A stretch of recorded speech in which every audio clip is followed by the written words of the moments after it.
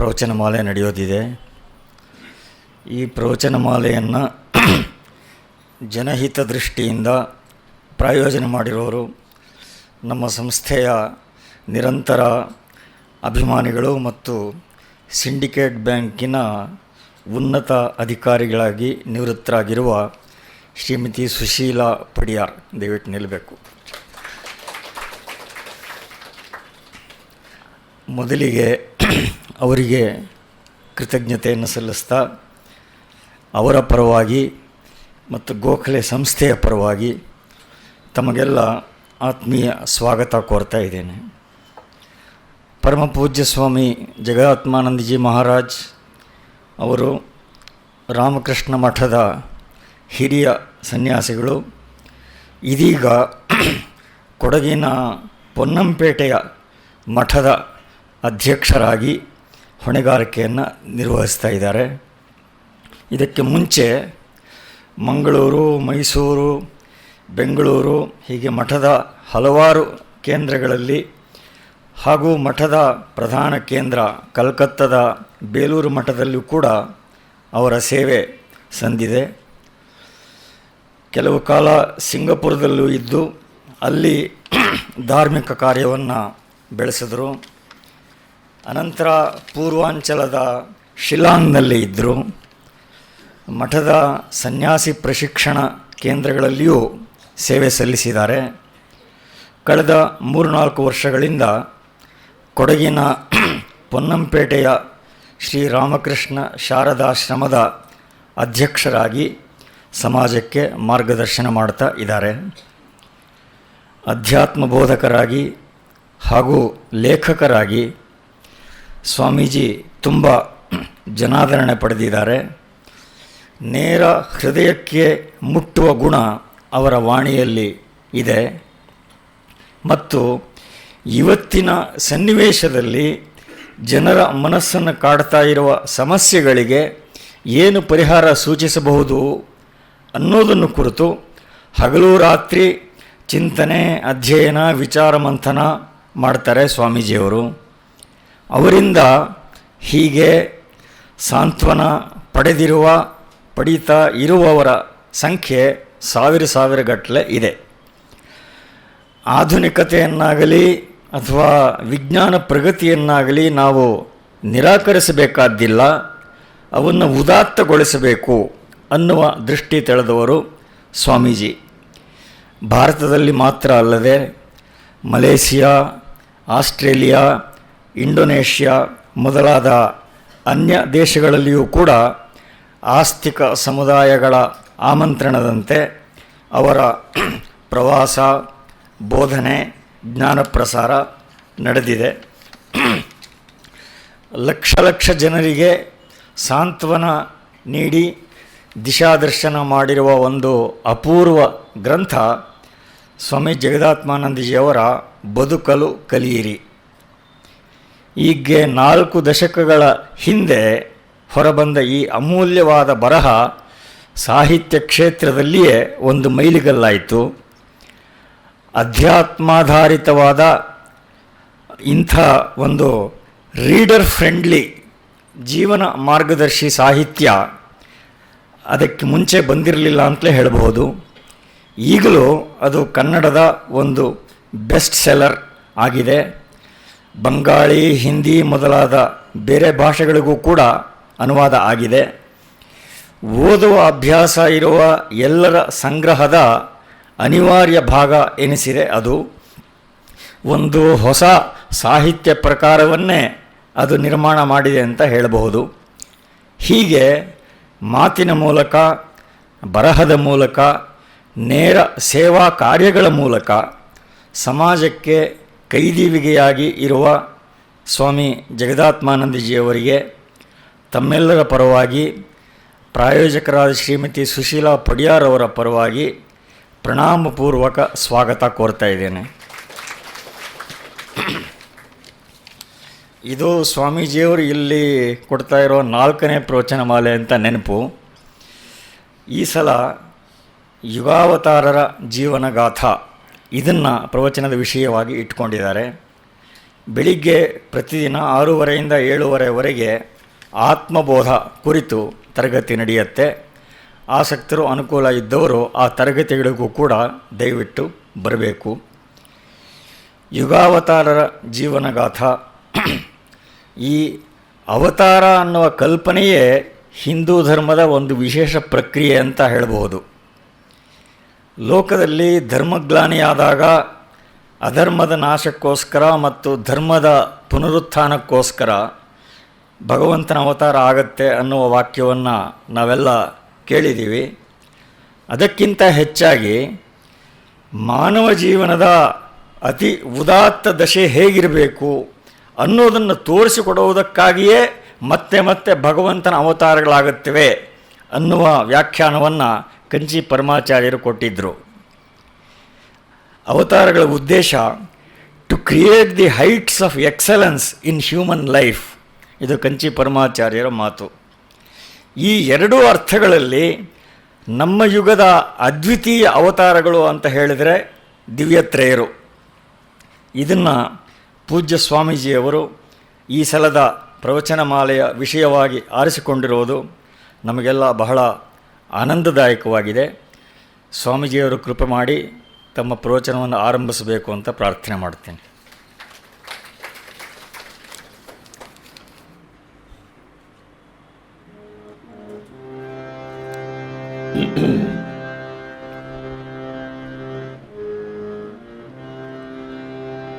भवसागर तारण कारण हे रविनंदन बंधन खंडन हे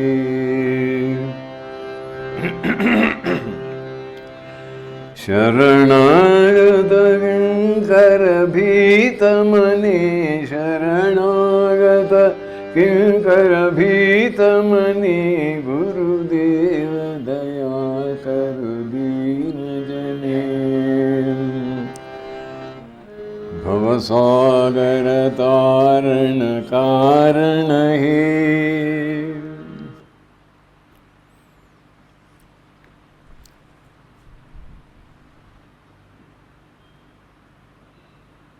मोहांधकारहरणो विषयोन्मुखानां स्नेहामृताशनरतो निजसेवकानां निर्भासको निखिलयोगमहापथानां देदीप्यते भुवि गदाधरधर्मदीपः.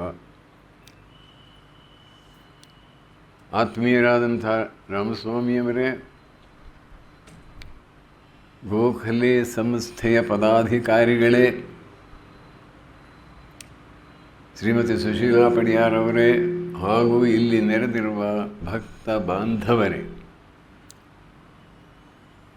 ಗೋಖಲೆ ಸಂಸ್ಥೆಯಲ್ಲಿ ಕೆಲವು ವರ್ಷಗಳಿಂದ ನಾನು ಉಪನ್ಯಾಸ ಕಾರ್ಯಕ್ರಮದಲ್ಲಿ ಭಾಗವಹಿಸಿದ್ದೆ.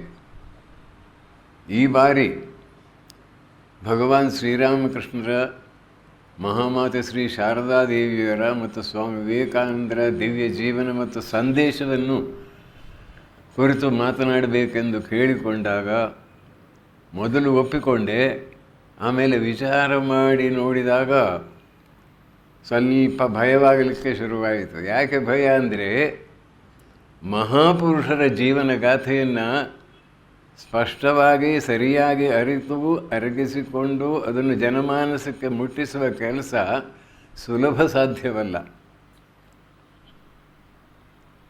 ಸಂಸ್ಕೃತ ಭಾಷೆಯಲ್ಲಿ ಒಂದು ಮಾತಿದೆ, ವಿನಾಯಕಂ ಪ್ರಕುರ್ವಾಣೋ ರಚಯಾಮಾಸಂ ವಾನರಃ ಅಂತ. ವಿನಾಯಕನ ಮೂರ್ತಿಯನ್ನು ಮಾಡಲಿಕ್ಕೆ ಒಬ್ಬ ಹೊರಟ ಅಂತೆ, ಆದರೆ ಕೊನೆಗೆ ಸ್ವಲ್ಪ ಹೆಚ್ಚು ಕಡಿಮೆಯಾಗಿ ಮುಖ ಸೊಂಡಿಲಿ ಈ ಕಡೆ ಬರೋದು ಹಿಂದೆ ಹೋಗಿ ಕೊನೆಗೆ ಅದು ವಾನರ ಆಯಿತು ಅಂತ ಒಂದು ತಮಾಷೆ ಇದೆ. ಇದು ಯಾಕೆ ನಾನು ಹೇಳ್ತೇನೆ ಅಂದರೆ, ಗಿರೀಶ್ ಚಂದ್ರ ಘೋಷ್ ಅಂತಕ್ಕಂಥ ಶ್ರೀರಾಮಕೃಷ್ಣರ ಪರಮ ಭಕ್ತನಾದವನು ಒಮ್ಮೆ ಸ್ವಾಮಿ ವಿವೇಕಾನಂದರನ್ನು ಕೇಳಿಕೊಂಡ್ರಂತೆ, ನೀವೊಂದು ಅವರ ಜೀವನ ಚರಿತ್ರೆಯನ್ನು ಬರೆಯಬೇಕು ಅಂತ. ಆಗ ಸ್ವಾಮೀಜಿ ಹೇಳಿದ್ರಂತೆ, ನೀನು ಪರ್ವತವನ್ನು ಪುಡಿ ಮಾಡು ಅಂತ ಹೇಳು, ನಾನು ಮಾಡ್ತೇನೆ. ಸಮುದ್ರವನ್ನು ಶೋಷಿಸು ಅಂತ ಹೇಳು, ಮಾಡ್ತೇನೆ. ಆದರೆ ಇದನ್ನು ಬರೀಲಿಕ್ಕೆ ನಾನು ಹೋಗೋದಿಲ್ಲ.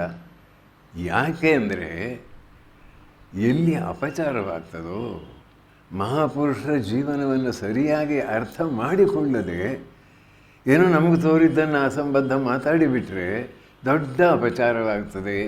ಅದರಿಂದ ಆ ವಿಷಯದಲ್ಲಿ ಬಹಳ ಜಾಗರೂಕರಾಗಿರಬೇಕು. ಸರಿಯಾಗಿ ಅಧ್ಯಯನ ಮಾಡಿ ಸಾಕಷ್ಟು ಸಾಕ್ಷ್ಯಾಧಾರಗಳನ್ನೆಲ್ಲ ಸಂಗ್ರಹಿಸಿ ಅದನ್ನು ಬರೆದಿದ್ದಾರೆ. ಶಾರದಾನಂದರು ಬರೆದಿದ್ದಾರೆ ರಾಮಕೃಷ್ಣ ಲೀಲಾ ಪ್ರಸಂಗ ಅಂತ. ಸಾಕಷ್ಟು ಸಮಕಾಲೀನ ವ್ಯಕ್ತಿಗಳು ಕೂಡ ಆ ದಿವ್ಯ ಜೀವನವನ್ನು ಕುರಿತು ಬರೆದಿದ್ದಾರೆ. ಅದನ್ನೆಲ್ಲ ತಿಳಿದು ಅರಗಿಸಿಕೊಂಡು ಅವರ ವಿಚಾರವನ್ನು ತಿಳಿಸುವುದು ಅದು ಸುಲಭದ ಕಾರ್ಯವಲ್ಲ. ಅದಕ್ಕೆ ವಿಶೇಷವಾದ ಕೃಪೆ ಬೇಕು. ಮಹಿಮಾ ತವ ಗೋಚರ ಶುದ್ಧ ಮನೆ ಅನ್ನೋ ಒಂದು ವಾಕ್ಯ ಬರುತ್ತದೆ ಈ ಸ್ತೋತ್ರದಲ್ಲಿ. ನಾನು ಗುರುವಿನ ಸ್ತೋತ್ರವನ್ನು ಹೇಳಲಿಕ್ಕಿದ್ದೇನೆ. ಶುದ್ಧ ಮನಸ್ಸಿಗೆ ನಿನ್ನ ಮಹಿಮೆ ಗೊತ್ತಾಗ್ತದೆ ಅಂತ ಭಗವಂತನು ಭಗವದ್ಗೀತೆಯಲ್ಲಿ ಹೇಳಿದ್ದಾನೆ. ಅವಜಾನಂತಿ ಮಾಮೂಢ ಮಾನುಷೀಂ ತನ್ವಾಶ್ರಿತಂ ಪರಂ ಭಾವಮಜಾನಂತೋ ಮಮ ಭೂತ ಮಹೇಶ್ವರಂ. ಅವಜಾನಂತಿ ಅನಾದ್ರೀಯಂತೆ, ಅನಾದರಣೆ ಮಾಡುತ್ತಾರೆ. ಯಾರು? ಜನರು, ಸಾಮಾನ್ಯರು, ತಿಳುವಳಿಕೆ ಕಡಿಮೆ ಇದ್ದವರು, ದೇಹಾತ್ಮ ಬುದ್ಧಿಯಲ್ಲೇ ಮುಖ್ಯವಾಗಿಟ್ಟುಕೊಂಡು ಈ ಜಗತ್ತನ್ನು ನೋಡುವ ದೃಷ್ಟಿಯಲ್ಲಿ ಸೂಕ್ಷ್ಮತರವಾದದ್ದು, ದಿವ್ಯವಾದದ್ದು ಉಂಟೆನ್ನುವ ಭಾವನೆ ಇಲ್ಲದಿದ್ದ ವ್ಯಕ್ತಿಗಳು ನನ್ನನ್ನು ಸಾಮಾನ್ಯ ಮನುಷ್ಯನಂತೆ ನೋಡ್ತಾರೆ. ನನ್ನ ಭೂತ ಮಹೇಶ್ವರ, ಇಡೀ ಜಗತ್ತನ್ನು ನಡೆಸ್ತಕ್ಕಂಥ ಪರಮಾದ್ಭುತ ಶಕ್ತಿ ನನ್ನಲ್ಲಿ ಇದೆ. ನಾನು ಮನುಷ್ಯ ರೂಪದಲ್ಲಿ ಮನುಷ್ಯರ ಕಲ್ಯಾಣಕ್ಕಾಗಿ ಅವತರಿಸಿದ್ದೇನೆ ಎಂಬುದು ಗೊತ್ತಾಗೋದಿಲ್ಲ ಅಂತ ಭಗವಂತ ಹೇಳಿದ್ದಾನೆ. ಎಲ್ಲಿ ಪರಿಶುದ್ಧತೆ ಇದೆಯೋ, ಎಲ್ಲಿ ಯಾವ ಲೌಕಿಕ ಆಸೆಯೂ ಇಲ್ಲವೋ, ಭಗವಂತನ ಮಹಿಮಾತಿಶಯವನ್ನು ಸರಿಯಾಗಿ ಅಧ್ಯಯನ ಮಾಡಿ ಅದನ್ನು ಹೃದಯ ಮಂದಿರದಲ್ಲಿ ಯಾರು ಸ್ಥಾಪನೆ ಮಾಡಿಕೊಂಡು ಭಗವದ್ಭಕ್ತಿಯನ್ನು ಬೆಳೆಸಿಕೊಂಡಿದ್ದಾನೋ ಆತನು ಭಗವಂತನ ವಿಚಾರವಾಗಿ ಮಾತನ್ನು ಆತನ ಕೃಪೆಯಿಂದ ಹೇಳಬಲ್ಲ ಎಂತಕ್ಕಂಥ ಅತ್ಯಂತ ವಿನಮ್ರ ಭಾವನೆಯ ಒಂದು ಮಾನಸಿಕ ಸ್ಥಿತಿ ಮನುಷ್ಯನಿಗೆ ಬೇಕು ಇಂಥ ವಿಚಾರ ಮಾತನಾಡುವಾಗ. ಆದ್ದರಿಂದಲೇ ನಾನು ಅದನ್ನು ಒಪ್ಪಿಕೊಂಡ ಮೇಲೆ ಮನಸ್ಸಿಗೆ ಬಂತು, ಇದೇನಿದು, ನಾನು ಒಪ್ಪಿಕೊಂಡ್ಬಿಟ್ಟೆ, ಅದನ್ನು ಸರಿಯಾದ ರೀತಿಯಲ್ಲಿ ಹೇಳಬೇಕಲ್ಲ, ಅದಷ್ಟು ಸುಲಭವೇ ಎನ್ನುವ ಒಂದು ಸಂದೇಹವೂ ಬರತೊಡಗಿತು. ಆದರೆ ಭಗವಂತನ ಕೃಪೆಯಿಂದ ಸಾಧ್ಯವಾಗ್ತದೆ ಎನ್ನುವ ಒಂದು ಭಾವನೆಯಿಂದ ಈ ಕಾರ್ಯಕ್ಕೆ ನಾನು ಮುನ್ನಡಿ ಇಟ್ಟೆ. ಭವಸಾಗರ ತಾರಣ ಕಾರಣ ಹೇ ರವಿನಂದನ ಬಂಧನ ಖಂಡನ ಹೇ. ಭವ ಎನ್ನುವುದು ಸಾಗರಕ್ಕೆ ಹೋಲಿಸಿದ್ದಾರೆ. ಸಾಗರ ವಿಶಾಲವಾಗಿದೆ, ಆಳವಾಗಿದೆ. ಭವ ಅಂದರೆ ಸಂಸಾರ. ಈ ಸಂಸಾರ ಸಾಗರವು ವಿಶಾಲವಾಗಿದೆ, ಆಳವಾಗಿದೆ. ಇದು ಸಾಮಾನ್ಯ ದೃಷ್ಟಿಗೆ ಗೋಚರವಾಗುವುದಿಲ್ಲ. ನ ರೂಪಮಸ್ಯೇಹ ತಥೋ ಉಪಲಭ್ಯತೆ. ಅತಿ ಸೂಕ್ಷ್ಮವಾದ ನಿಯಮಗಳಿಂದ ಈ ಜಗತ್ತು ಕಟ್ಟಲ್ಪಟ್ಟಿದೆ, ಅಥವಾ ಭಗವಂತನ ನಿಯಮಗಳಿಂದ ಇದು ನಿಯಮಿತವಾಗಿದೆ. ಇದು ಭವಸಾಗರ. ಭವ ಅಂದರೆ ಸಂಸಾರ, ಸಂಸಾರ ಅಂದರೆ ಸಮ್ಯಕ್ ಪ್ರಕಾರವಾಗಿ ಸರತಿ ಸಂಚಾರ ಮಾಡುವುದೇ ಕೆಲಸ. ಭವಸಾಗರ, ಇದನ್ನು ದಾಟಲಿಕ್ಕೆ ಮನುಷ್ಯ ಪ್ರಯತ್ನ ಸಾಕಾಗುವುದಿಲ್ಲ. ದೇವರ ವಿಶೇಷ ಕೃಪೆ ಬೇಕು. ದೇವರ ವಿಶೇಷ ಕೃಪೆಯನ್ನು ಪಡೆದಂಥ ಸದ್ಗುರುಗಳ ಕೃಪೆ ಬೇಕು. ಇಲ್ಲದಿದ್ದರೆ ಜೀವಕ್ಕೆ ಈ ಬಂಧನದಿಂದ ಬಿಡಿಸಿಕೊಳ್ಳಿಕ್ಕೆ ಆಗೋದಿಲ್ಲ. ನೀನು ಭವಸಾಗರ ತಾರಣ ಕಾರಣನು, ಭವಸಾಗರವನ್ನು ದಾಟುವುದಕ್ಕೆ ಕಾರಣನು. ಆಮೇಲೆ ರವಿನಂದನ ಬಂಧನ ಖಂಡನ ಹೇ. ರವಿನಂದನ ಯಾರು? ಸೂರ್ಯನ ಮಗ ಯಾರು? ಕಾಲ, ಯಮ. ಅವನಿಗೆ ಕಾಲ ಅಂತ ಹೆಸರು. ಕಾಲದ ಪ್ರಜ್ಞೆ ನಮಗೆ ಸೂರ್ಯನಿಂದ ಉಂಟಾಗ್ತದೆ ನೋಡಿ. ಅದರಿಂದ ಆತನನ್ನು ನಾವೇನು ಹೇಳ್ತೇವೆ? ಕಾಲ ಅಂತ. ಕಾಲನೇ ಯಮ. ಈ ಯಮನ ಭಯ ಯಾರನ್ನೂ ಬಿಟ್ಟಿಲ್ಲ ಇಡೀ ಜಗತ್ತಿನಲ್ಲಿ. ಹೊತ್ತು ಎಲ್ಲರೂ ಅದನ್ನು ಮರೆತು ಮಲಗಿದ್ದಾರೆ ಹೊರತು ಹತ್ತಿರ ಬಂದಾಗ ಭಯಗ್ರಸ್ತರಾಗ್ತಾರೆ. ಅದು ಏನು ಅಂತ ತಿಳಿಯಲಿಕ್ಕೆ ಪ್ರಯತ್ನ ಮಾಡುವುದಿಲ್ಲ. ಆದರೆ ಯಥಾರ್ಥ ಧಾರ್ಮಿಕನು, ಯಥಾರ್ಥ ಶ್ರದ್ಧಾಭಕ್ತಿ ಸಂಪನ್ನನಾದ ವ್ಯಕ್ತಿಗೆ ಭಗವಂತನ ಕೃಪೆಯಿಂದ ಈ ಸೂಕ್ಷ್ಮವಾದ ನಿಯಮಗಳೆಲ್ಲ ಗೊತ್ತಾಗ್ತದೆ. ಆದ್ದರಿಂದ ಆ ಗುರುವಿನ ಕೃಪೆಯನ್ನು ಪಡೆದಂಥ ವ್ಯಕ್ತಿ ಈ ಸಂಸಾರ ಸಾಗರದಿಂದ ಪಾರಾಗಬಲ್ಲೋ. ಭವಸಾಗರ ತಾರಣ ಕಾರಣ ಹೇ ರವಿನಂದನ ಬಂಧನ ಖಂಡನ ಹೇ. ಶರಣಾಗತ ಕಿಂಕರ ಭೀತ ಮನೆ ಗುರುದೇ. ಶರಣಾಗತ ಕಿಂಕರ ಭೀತ ಮನೆ ಗುರುದೇವ ದಯಾ ಕರು ದೀನ ಜನೇ. ಅಹಂಕಾರ ಮಮಕಾರಗಳಿಂದ ಕೂಡಿದ ವ್ಯಕ್ತಿಗೆ ದೇವರು ಬಹಳ ದೂರ. ದೀನ ಅಂದರೆ ಹೀನ ಅನುಭಾವ ಅಲ್ಲ, ಅಹಂಕಾರ ಮಮಕಾರಗಳನ್ನು ವರ್ಜಿಸಿ ಶರಣಾಗತನಾದ ವ್ಯಕ್ತಿಯ ಪಾಲಿಗೆ ಭಗವಂತನ ಕೃಪೆ ಹರಿದು ಬರುತ್ತದೆ.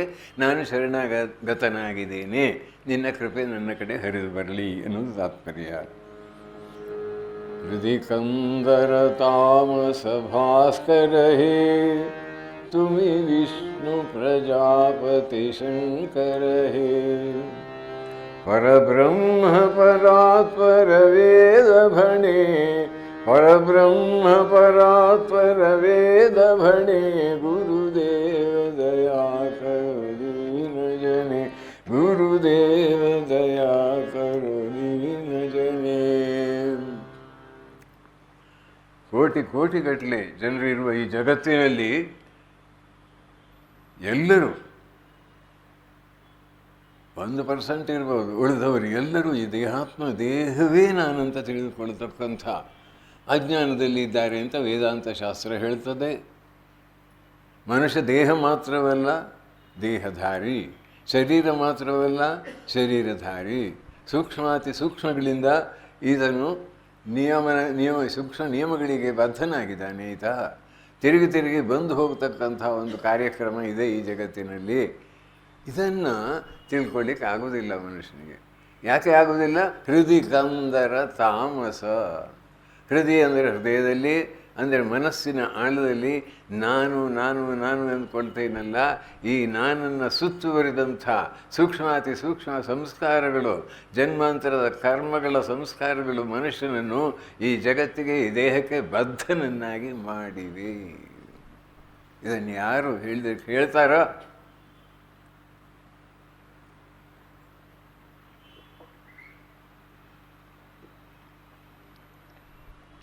ಅದಕ್ಕೆ ಕತ್ತಲು ತುಂಬಿದ ಕೋಣೆಗೆ ಹೇಗೆ ಬೆಳಕನ್ನು ಹಾಯಿಸಿದಾಗ ಕತ್ತಲು ಓಡಿ ಹೋಗ್ತದೋ ಹಾಗೆ ದಿವ್ಯಾತ್ಮರ ಸಂದೇಶವನ್ನು ಮನನ ಮಾಡಿದ್ದೆ. ಆದರೆ ಮನಸ್ಸಿನ ಮಲಿನತೆ ದೂರವಾಗಿ ಅಲ್ಲಿ ದಿವ್ಯತೆ ಇರುವುದು ಸ್ಪಷ್ಟವಾಗಿ ಗೋಚರವಾಗುತ್ತೆ. ಅದನ್ನು ಮಾಡ್ತಕ್ಕಂಥವರು ನೀವು. ಹೃದಯ ಕಂದರ ತಾಮಸ ಭಾಸ್ಕರ ಹೇ ತುಮಿ ವಿಷ್ಣು. ವ್ಯಾಪಕನಾದವನು, ಎಲ್ಲೆಲ್ಲೂ ಇರತಕ್ಕಂಥ ಪರಮಾದ್ಭುತ ಶಕ್ತಿಯಾದ ಪರಮಾತ್ಮನ ಮಹಿಮೆ ಎನ್ನುವುದು ಯಾರು ತಿಳಿದಿದ್ದಾರೆ? ಆ ಪರಮಾತ್ಮನನ್ನು ಸಾಕ್ಷಾತ್ಕರಿಸಿಕೊಂಡಂತಹ ಮಹಾತ್ಮರು ತಿಳಿದಿದ್ದಾರೆ. ಪ್ರಭ ಅಂದರೆ ಬೆಳಕು, ದಿವ್ಯವಾದ ಬೆಳಕನ್ನು ಕೊಡುವನು. ಹೃದಯ ಕಂದರ ತಾಮಸ ಭಾಸ್ಕರ ಹೇ ತುಮಿ ವಿಷ್ಣು ಪ್ರಭಾಕರ ಶಂಕರ ಹೇ. ಪರಬ್ರಹ್ಮ ಪರಾತ್ಪರ ವೇದ ಭಣೆ. ವೇದ ಏನು ಹೇಳ್ತದೆ?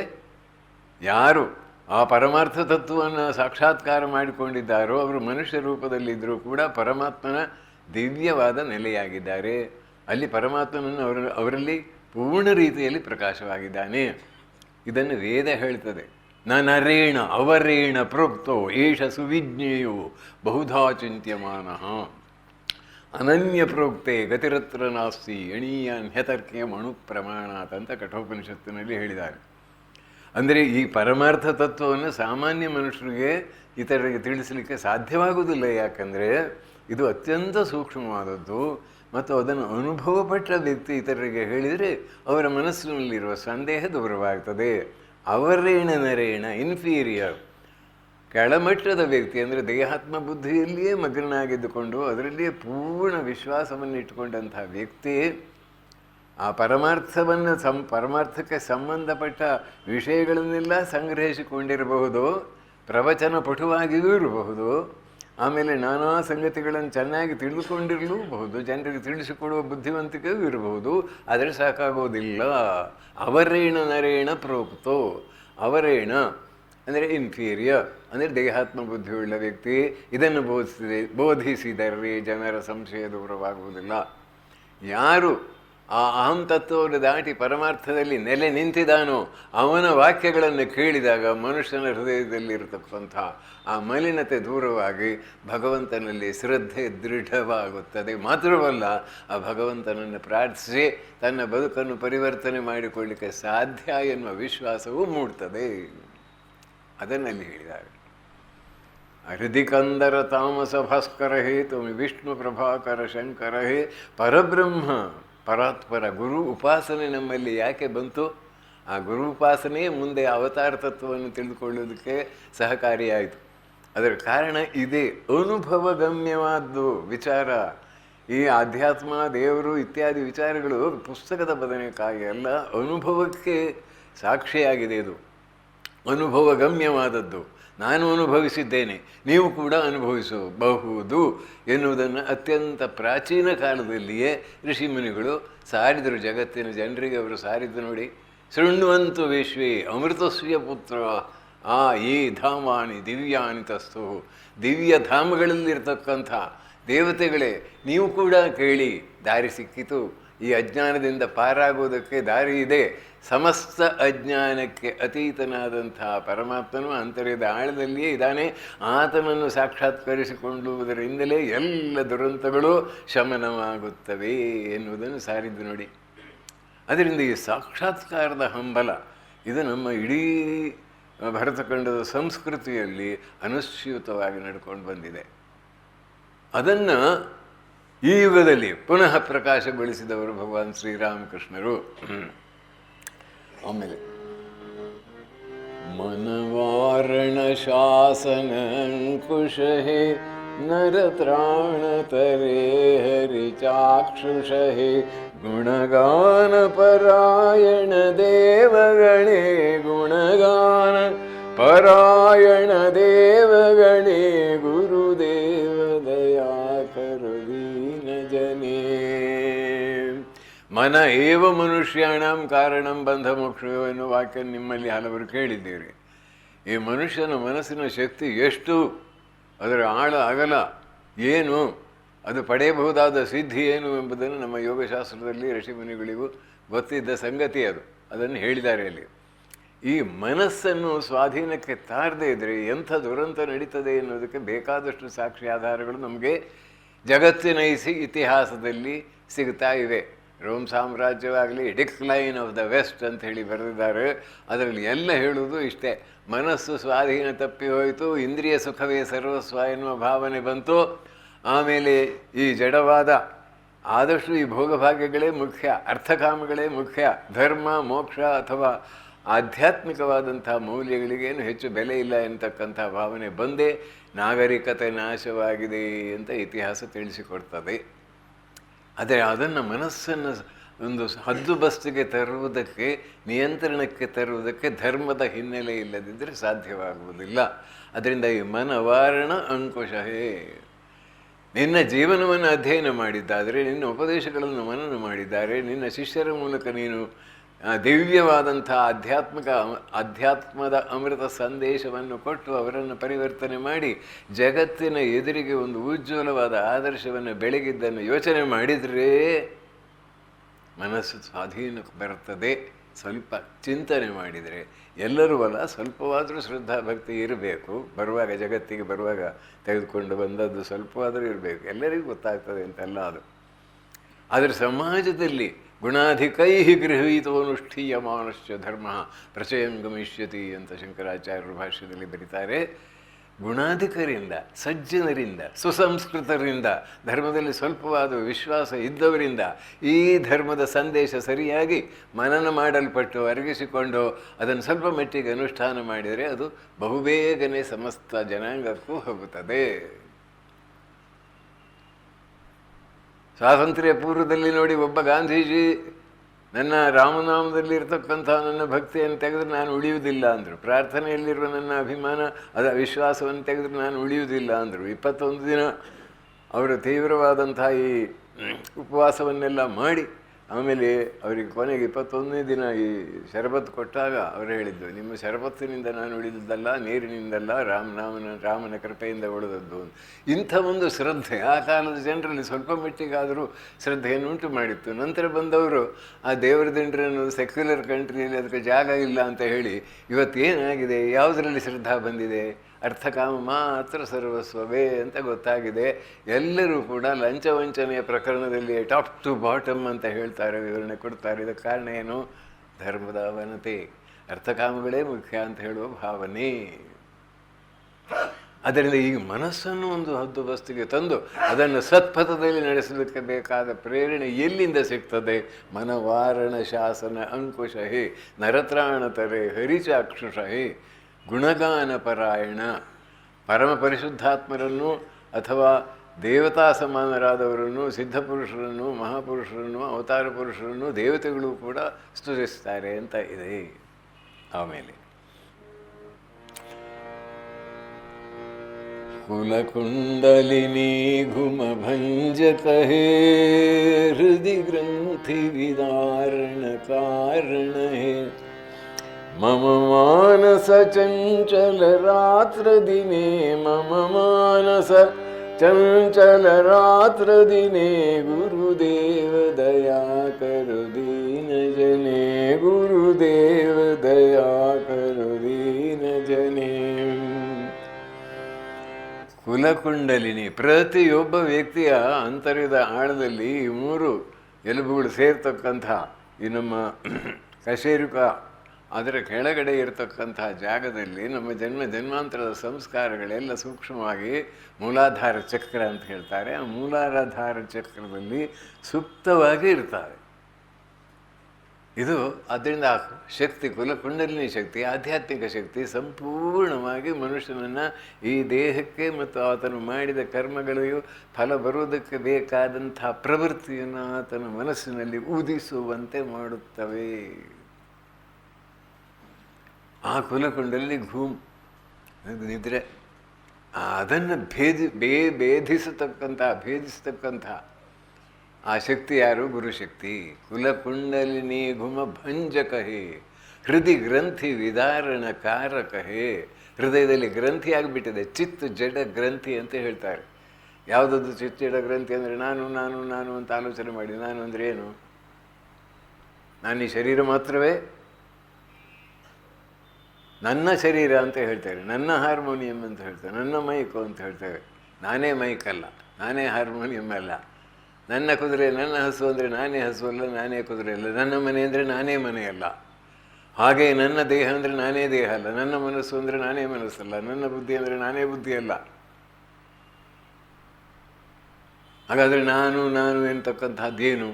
ಆ ನಾನುವಿನಲ್ಲಿ ಒಂದು ಇರುವಿಕೆ ಇದೆ. ನಾನಿದ್ದೇನೆ, ನಾನಿದ್ದೇನೆ, ನಾನಿದ್ದೇನೆ, ನಾನು ಚಿಕ್ಕವನಾಗಿದ್ದೆ, ನಾನು ಹುಟ್ಟಿದೆ, ನಾನು ದೊಡ್ಡವನಾದೆ, ನನಗೆ ಮದುವೆ ಆಯಿತು, ಮಕ್ಕಳಾಯಿತು, ನಾನು ಅಮೇರಿಕಕ್ಕೆ ಹೋದೆ, ನಾನು ಡೆಲ್ಲಿಗೆ ಹೋದೆ, ಮತ್ತೊಂದು ಹೋದೆ, ನಾನು ಆ ಪ್ರೇರಿಯಲ್ಲಿ ಹುಟ್ಟಿದೆ, ರಷ್ಯಾದಲ್ಲಿ ಹುಟ್ಟಿದೆ, ಮತ್ತೊಂದು ಸಲ ಹುಟ್ಟಿದೆ, ಮತ್ತೊಂದು ಸಲ ನಾನು ಇಲ್ಲಿ ಬಂದೆ, ನಾನು ಅಲ್ಲಿಗೆ ಹೋದೆ. ನಾನು ಮಾತ್ರ ಕಾನ್ಸ್ಟೆಂಟ್ ಆಗಿದೆ. ಈ ನಾನಿನ ಮೂಲದಲ್ಲಿ ಏನಿದೆ ಅಂತ ಅರ್ಥ ಆಗ್ತದೆ?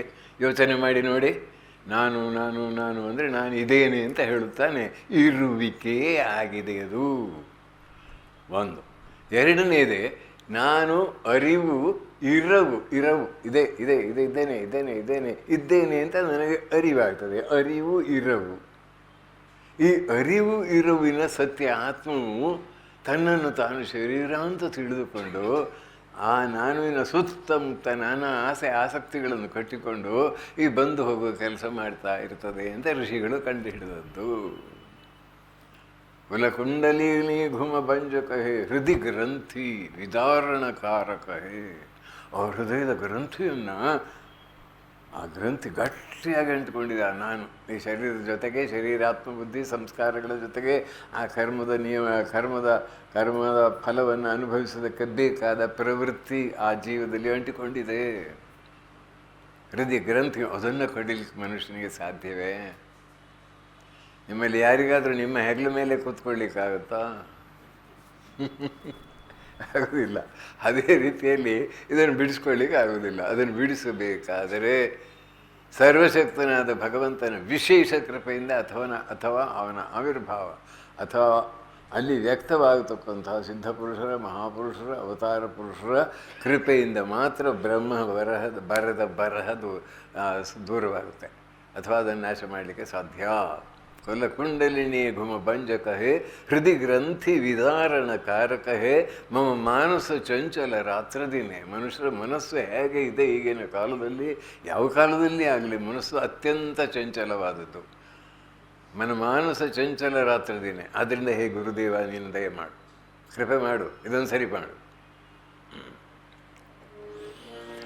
रिपुसूदन मंगल नायक हे, सुख शांति वराभयदायक हे, त्रयताप हरे तव नाम गुणे, त्रयताप हरे तव नाम गुणे, गुरुदेव दया कर दीन जने.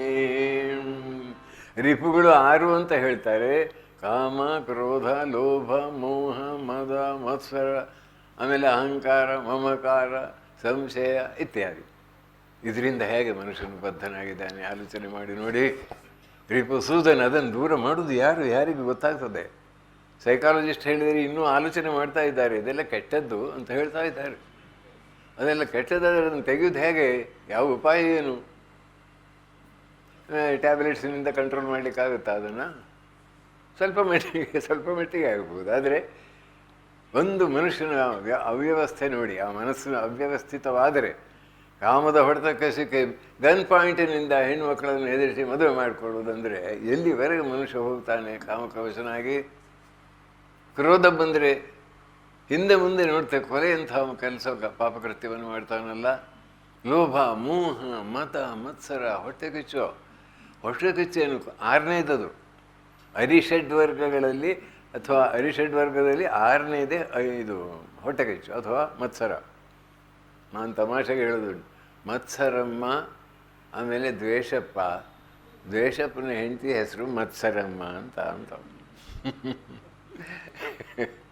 ಯಾಕಂದರೆ ಇನ್ನೊಬ್ಬರ ಒಳಿತನ್ನು ಕಂಡು ಮನುಷ್ಯ ಸುಮ್ಮನೆ ಹೊಟ್ಟೆಯಲ್ಲಿ ಕರಗುವುದಲ್ಲ, ಅವರಿಗೆ ಕೆಡುಕನ್ನು ಮಾಡಲಿಕ್ಕೆ ಪ್ರಯತ್ನ ಮಾಡ್ತಾನೆ. ಮಾಟ ಮಂತ್ರ ಮಾಡಿ ಆದರೂ ಅವನ ತಲೆ ತೆಗಿಬೇಕಂತ ಯೋಚನೆ ಮಾಡ್ತಾನೆ. ಅಂದರೆ ಮನುಷ್ಯನ ಹೃದಯದಲ್ಲಿ ಈ ದುರಿತ, ಈ ದುರ್ಯೋಧನ ಕಂಪನಿಯವರು ಎಷ್ಟು ಪ್ರಬಲವಾಗಿದ್ದಾರೆ ಅಂತ ಆಲೋಚನೆ ಮಾಡಿ. ಇದನ್ನು ದೂರ ಮಾಡುವ ವಿಧಾನ ಯಾವುದು? ಆಧ್ಯಾತ್ಮಿಕವಾದಂಥ ಅಮೃತ ರಸವನ್ನು ಪಾನ ಮಾಡದೆ ಇದನ್ನು ದೂರ ಮಾಡಲಿಕ್ಕೆ ಸಾಧ್ಯವೇ ಇಲ್ಲ.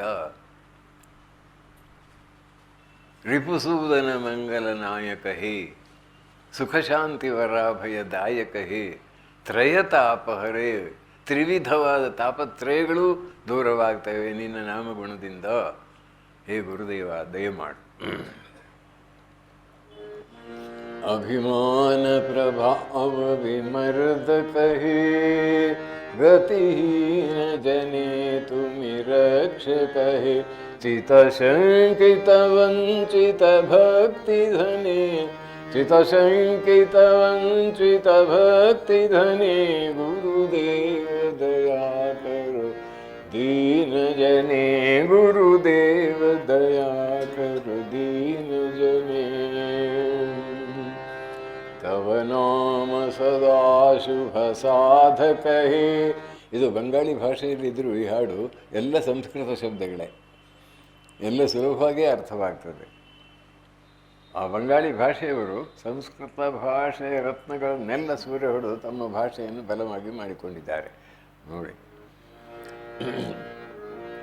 ತವ ನಾಮ ಸದಾ ಶುಭ ಸಾಧಕ ಹೇ, ಪತಿತಾಧಮ ಮಾನವ ಪಾವಕ ಹೇ, ಮಹಿಮಾ ತವ ಗೋಚರ ಶುದ್ಧ ಮನೆ.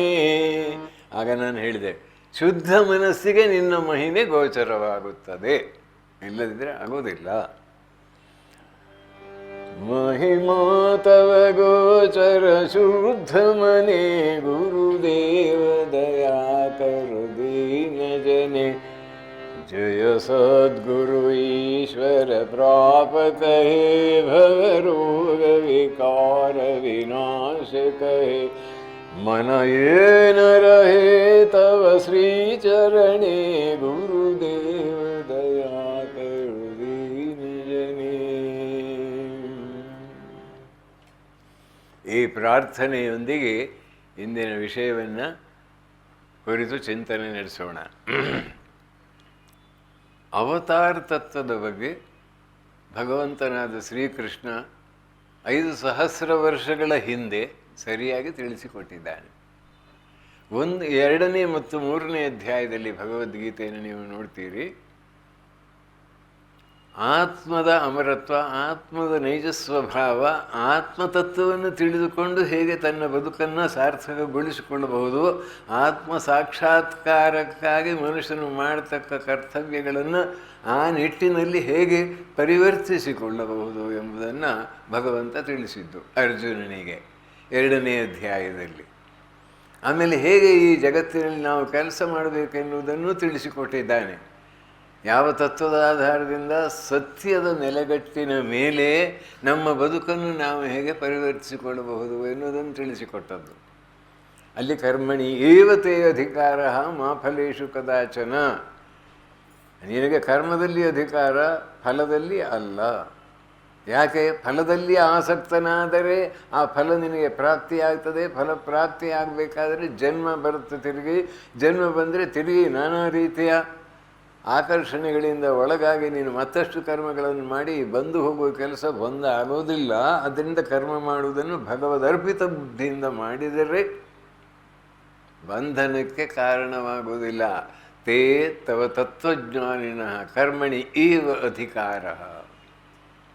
ನಿನಗೆ ತತ್ವಜ್ಞಾನ ಬೇಕೋ, ನಿನಗೆ ಆತ್ಮಸಾಕ್ಷಾತ್ಕಾರ ಮಾಡಿಕೊಳ್ಳಬೇಕೋ, ನಿನಗೆ ಭವಬಂಧನದಿಂದ ಬಿಡಿಸಿಕೊಳ್ಳಬೇಕೋ, ಮಾಡುವ ಕೆಲಸವನ್ನು ದೇವರಿಗೆ ಅರ್ಪಣೆ ಮಾಡಿ, ಅಥವಾ ನನಗೆ ಈ ಕೆಲಸದ ಫಲ, ಲೌಕಿಕ ಫಲ ಬೇಡ, ನನ್ನ ಮನಸ್ಸು ಶುದ್ಧವಾಗಿ ನಿನ್ನ ಸಾನ್ನಿಧ್ಯ ಸಾಧನೆಯಾಗುವಂತೆ ಈ ಕೆಲಸ ಮಾಡುವ ಶಕ್ತಿಯನ್ನು ಕೊಡು ದೇವ ಅಂತ ಬೇಡಿಕೊಂಡಾಗ ಆ ಕೆಲಸವಾಗುವುದಿಲ್ಲ, ಪೂಜೆ ಆಗ್ತದೆ. ಕರ್ಮಣಿ ಏವತೇ ಅಧಿಕಾರ ಮಾ ಫಲೇಶು. ತೇ ಎನ್ನುವುದಕ್ಕೆ ಶ್ರೀಧರ ಸ್ವಾಮಿಗಳಲ್ಲಿ ತೇ ತವ ತತ್ವಜ್ಞಾನಾರ್ಥಿನ ಅಂತ ಆ ಲಿಂಕ್ ಎಸ್ಟಾಬ್ಲಿಷ್ ಮಾಡ್ತಾರೆ. ಅದು ಅಲ್ಲಿ ನಮಗೆ ಗೊತ್ತಾಗುತ್ತೆ ಆ ಒಂದು ಅತಿ ಸೂಕ್ಷ್ಮವಾದ ಭಾವ. ಹಾಗಾದರೆ ಹೇಗೆ ಮಾಡಬೇಕು? ಹಾಗಾದರೆ ನನ್ನ ಕರ್ಮ ಫಲದಲ್ಲಿ ಆಸಕ್ತಿ ಇಲ್ಲ, ನಾನು ಕರ್ಮ ಮಾಡೋದೇ ಇಲ್ಲ ಹಾಗೆ ಹೇಳಬೇಡ. ಇನ್ನೂ ಆ ಸ್ಥಿತಿ ಬರಲಿಲ್ಲ ನಿನಗೆ. ತಮಸ್ಸು ಬರ್ತದೆ, ರಜೋಗುಣ ಬಂದು ನಿನ್ನನ್ನು ಮುಚ್ಚಿ ಹಾಕಿಬಿಡ್ತದೆ. ಆ ಸ್ಪಿರಿಚುವಲ್ ಆಸ್ಪಿರೇಷನ್, ಆಧ್ಯಾತ್ಮಿಕವಾದ ತೀವ್ರ ಹಂಬಲ ಅದು ಕಡಿಮೆಯಾಗಿ ಬಿಡಬಹುದು. ಕರ್ಮಣಿ ಏವತೇ ಅಧಿಕಾರ ಮಾ ಫಲೇಶು ಕದಾಚನ ಮಾ ಕರ್ಮಫಲಭೂ. ಕರ್ಮದ ಫಲಕ್ಕೆ ಕಾರಣನಾಗಬೇಡ. ಮಾತೇ ಸಂಗೋಸ್ತ ಕರ್ಮಣಿ. ಹಾಗಂತ ಕೆಲಸ ಮಾಡದೆ ಸುಮ್ಮನೆ ಕೂತ್ಕೊಳ್ತೇನಂತೂ ಹಾಗೂ ಇರಬೇಡ. ಹಾಗಾದರೆ ಹೇಗೆ ಕೆಲಸ ಮಾಡಬೇಕು? ಯೋಗಸ್ಥ ಕುರು ಕರ್ಮಾಣಿ ಅಂತ ಹೇಳಿ ಮುಂದಿನ ಶ್ಲೋಕದಲ್ಲಿ. ಯೋಗಸ್ಥ ಅಂದರೆ ಪರಮೇಶ್ವರೈಕ ಪರತ ಅಂತ ಭಾಷ್ಯಕಾರರು ಬರೀತಾರೆ.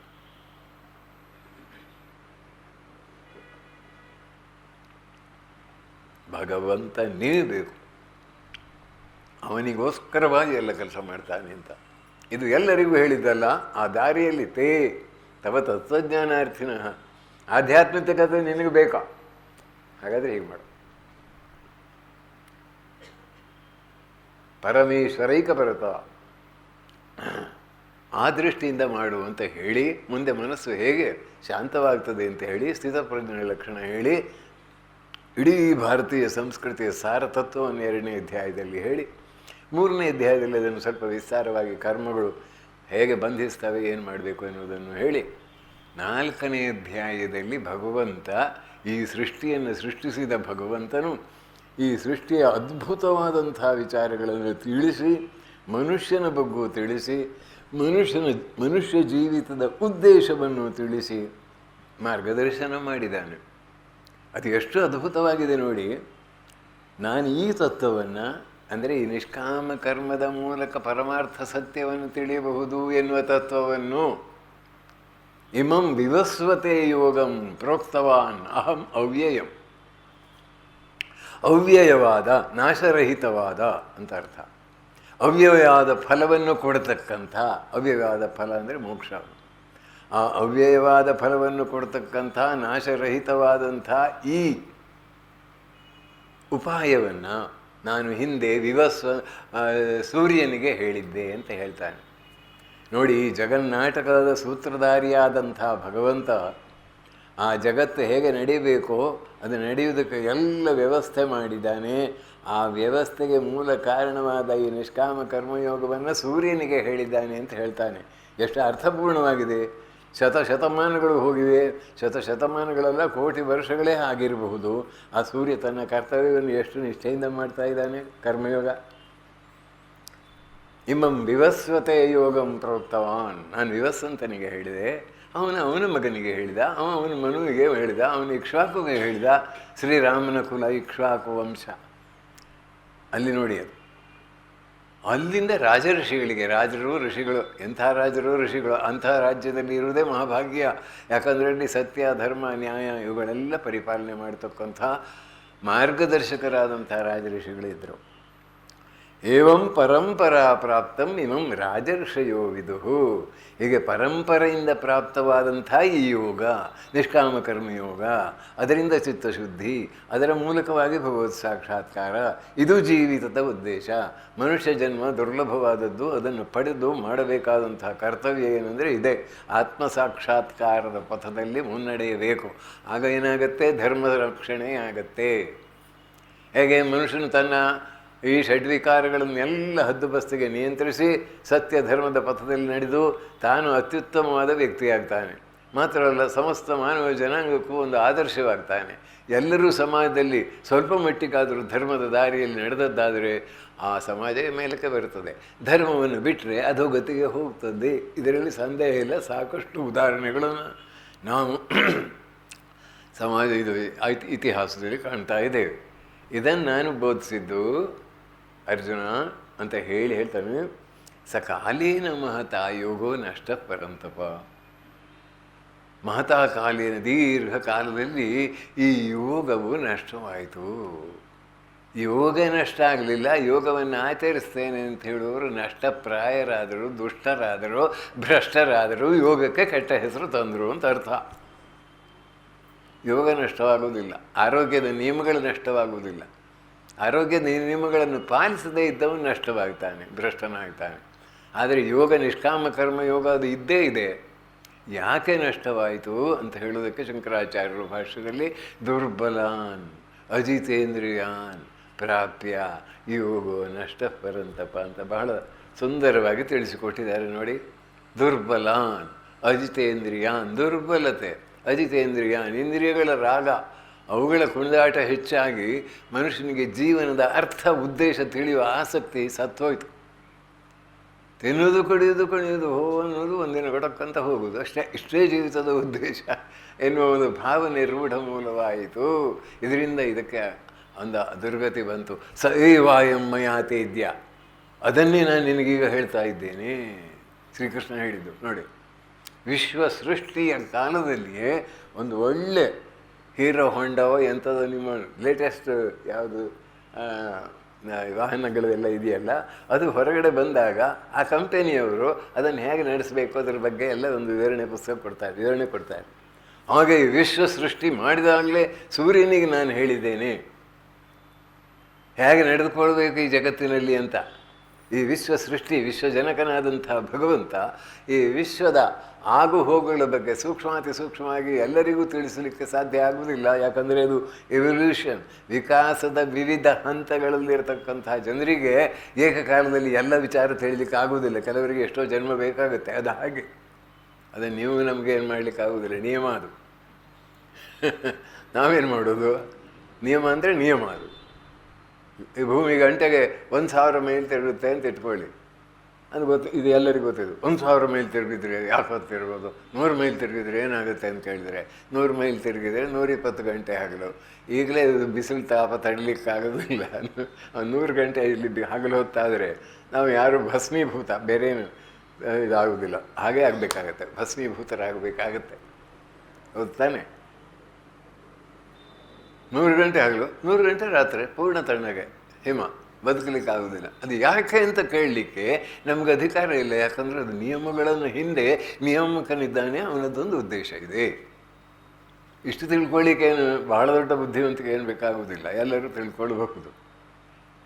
ಹಾಗೆಯೇ ಎಲ್ಲರಿಗೂ ಗೊತ್ತಾಗುವುದಿಲ್ಲ, ಆದರೆ ನಾನು ತಿಳಿಸಿಕೊಟ್ಟಿದ್ದೇನೆ. ತಿಳಿದುಕೊಂಡವರು ಅದನ್ನು ಇತರರಿಗೆ ತಿಳಿಸಿಕೊಟ್ಟು ಸಮಾಜ ಹಿತಕ್ಕಾಗಿ ದುಡಿಯಬೇಕು. ಅದನ್ನು ತಿಳಿಸಿಕೊಟ್ಟಿದ್ದಾನೆ ಭಗವಂತ. ಅದನ್ನು ಹೇಳ್ತಾರೆ. ಸ ಏವಾಯಂ ಮಯಾ ತೇದ್ಯ ಯೋಗ ಪ್ರೋಕ್ತ ಪುರಾತನ ಭಕ್ತೋಸಿ ಮೇ ಸಖಾತಿ ರಹಸ್ಯಂ ಏತದುತ್ತಮ. ಇದು ಬಹಳ ರಹಸ್ಯವಾದದ್ದು, ಅತ್ಯುತ್ತಮವಾದ ರಹಸ್ಯ. ಇದು ಮಾತ್ರ ಅಲ್ಲ, ಇದು ಅತ್ಯಂತ ಮನುಷ್ಯನಿಗೆ ಪ್ರಯೋಜನವನ್ನು ಉಂಟು ಮಾಡತಕ್ಕದ್ದು. ಧರ್ಮ, ಅರ್ಥ, ಕಾಮ, ಮೋಕ್ಷ ಎಲ್ಲ ಪುರುಷಾರ್ಥಗಳಿಗೂ ಹಿನ್ನೆಲೆಯಾಗಿರ್ತಕ್ಕಂಥದ್ದು ಅಂತ ಹೇಳಿದ. ಆಗ ಅರ್ಜುನನಿಗೆ ನನಗೂ ನಿನಗೂ ಹೆಚ್ಚು ವಯಸ್ಸಿನಲ್ಲಿ ಅಂತರ ಇಲ್ಲ, ನೀನು ನನ್ನ ಸಖ, ನೀನು ವಿವಸ್ವಂತನಿಗೆ ಶತಮಾನಗಳ ಕೋಟ್ಯಂತರ ವರ್ಷಗಳ ಹಿಂದೆ ಅವನಿಗೆ ಹೇಳಿದ್ದಂತ ಹೇಳಿದರೆ ನಾನು ನಂಬೋದು ಹೇಗೆ ಕೃಷ್ಣ ಅಂತ ಕೇಳ್ತಾನೆ. ಅಪರಂ ಭವತೋ ಜನ್ಮ ಪರಂ ಜನ್ಮ ವಿವಸ್ವತಃ ಕಥಮೇ ತದ್ವಿಜಾನೀಯಂ ತ್ವಮಾದೌ ಪ್ರೋಕ್ತವಾನಿತಿ. ನೋಡಿ ಅದನ್ನು ಹೇಗೆ ಅಲ್ಲಿ ನಾವು ಹಿಡಿಬೇಕು, ಅದನ್ನು ಮೂಲ ತತ್ವ ಅವತಾರ ತತ್ವ ಅಲ್ಲಿ ಗೊತ್ತಾಗುತ್ತೆ. ಅದನ್ನು ಅಲ್ಲಿಯೇ ಸ್ಪಷ್ಟವಾಗಿ ವಿವರಿಸಿದ್ದಾನೆ ಭಗವಂತ ಶ್ರೀಕೃಷ್ಣ. ವಿವಸ್ವತಃ ಕೋಟಿಗಟ್ಟಲೆ ವರ್ಷ ಅವನಿಗೆ ನೀನು ಹೇಳಿದ್ದೇನೆ ಅಂತ ನೀನು ಹೇಳ್ತೀಯಲ್ಲ, ಇದೇ ಅಂತ ವಿಚಿತ್ರ, ನನಗೆ ಅರ್ಥ ಆಗೋದಿಲ್ಲ. ನಿನಗೆ ಅರ್ಥ ಆಗೋದಿಲ್ಲ, ನಿನಗೆ ಪೂರ್ಣ ಜ್ಞಾನ ಇಲ್ಲ, ನನಗೆ ಪೂರ್ಣ ಜ್ಞಾನ ಇರುವುದರಿಂದ ನನಗೆ ನೆನಪಿದೆ. ಬಹೂನಿ ಮೇ ವ್ಯತೀತಾನಿ ಜನ್ಮಾನಿ ತವ ಚಾರ್ಜುನ, ನನಗೂ ನಿನಗೂ ಅನೇಕ ಜನ್ಮಗಳಾಗಿವೆ. ತಾನ್ಯಹಂ ವೇದ ಸರ್ವಾಣಿ, ಸರ್ವಾಣಿ ಅಹಂ ವೇದ, ನನಗೆ ಗೊತ್ತಿದೆ, ಅದು ಎಲ್ಲ ಡೀಟೇಲ್ಸ್ ಗೊತ್ತಿದೆ. ಅಲುಪ್ತ ಲುಪ್ತವಾಗದಂಥ ದಿವ್ಯ ಜ್ಞಾನ ಅವತಾರ ಪುರುಷನಿಗೆ ಇರ್ತದೆ ಅಂತ ಅಲ್ಲಿ ಹೇಳಿದ್ದು. ನಿನಗದು ಗೊತ್ತಿಲ್ಲ, ಆದರೆ ಭಕ್ತನೂ ಸಖನೂ ಆದ ನಿನಗೆ ಈ ರಹಸ್ಯವನ್ನು ನಾನು ಹೇಳ್ತೇನೆ. ಇದರಲ್ಲಿ ಒಂದು ತತ್ವ ಇದೆ, ಸೂಕ್ಷ್ಮವಾದದ್ದು. ಮನುಷ್ಯ ಭಗವಂತನಲ್ಲಿ ವಿಶೇಷವಾದ ಭಕ್ತಿಯನ್ನು ಬೆಳೆಸಿಕೊಂಡ್ರೆ ಆ ಭಕ್ತಿಯು ಪ್ರೇಮ ಭಕ್ತಿಯಾದರೆ, ಸಖ ಅಂತ ಹೇಳಿದರೆ ಪ್ರೀತಿ ಇದೆ ಅಲ್ಲಿ, ಅತ್ಯಂತ ಪ್ರೀತಿ ಪಾತ್ರನಾದಂಥ ವ್ಯಕ್ತಿ ಶ್ರೀಕೃಷ್ಣನಿಗೆ ಅರ್ಜುನ, ಅರ್ಜುನಿಗೆ ಶ್ರೀಕೃಷ್ಣ, ಸಖಾಭಾವ, ಈ ಭಾವ ಇದೆ ಅಲ್ಲಿ.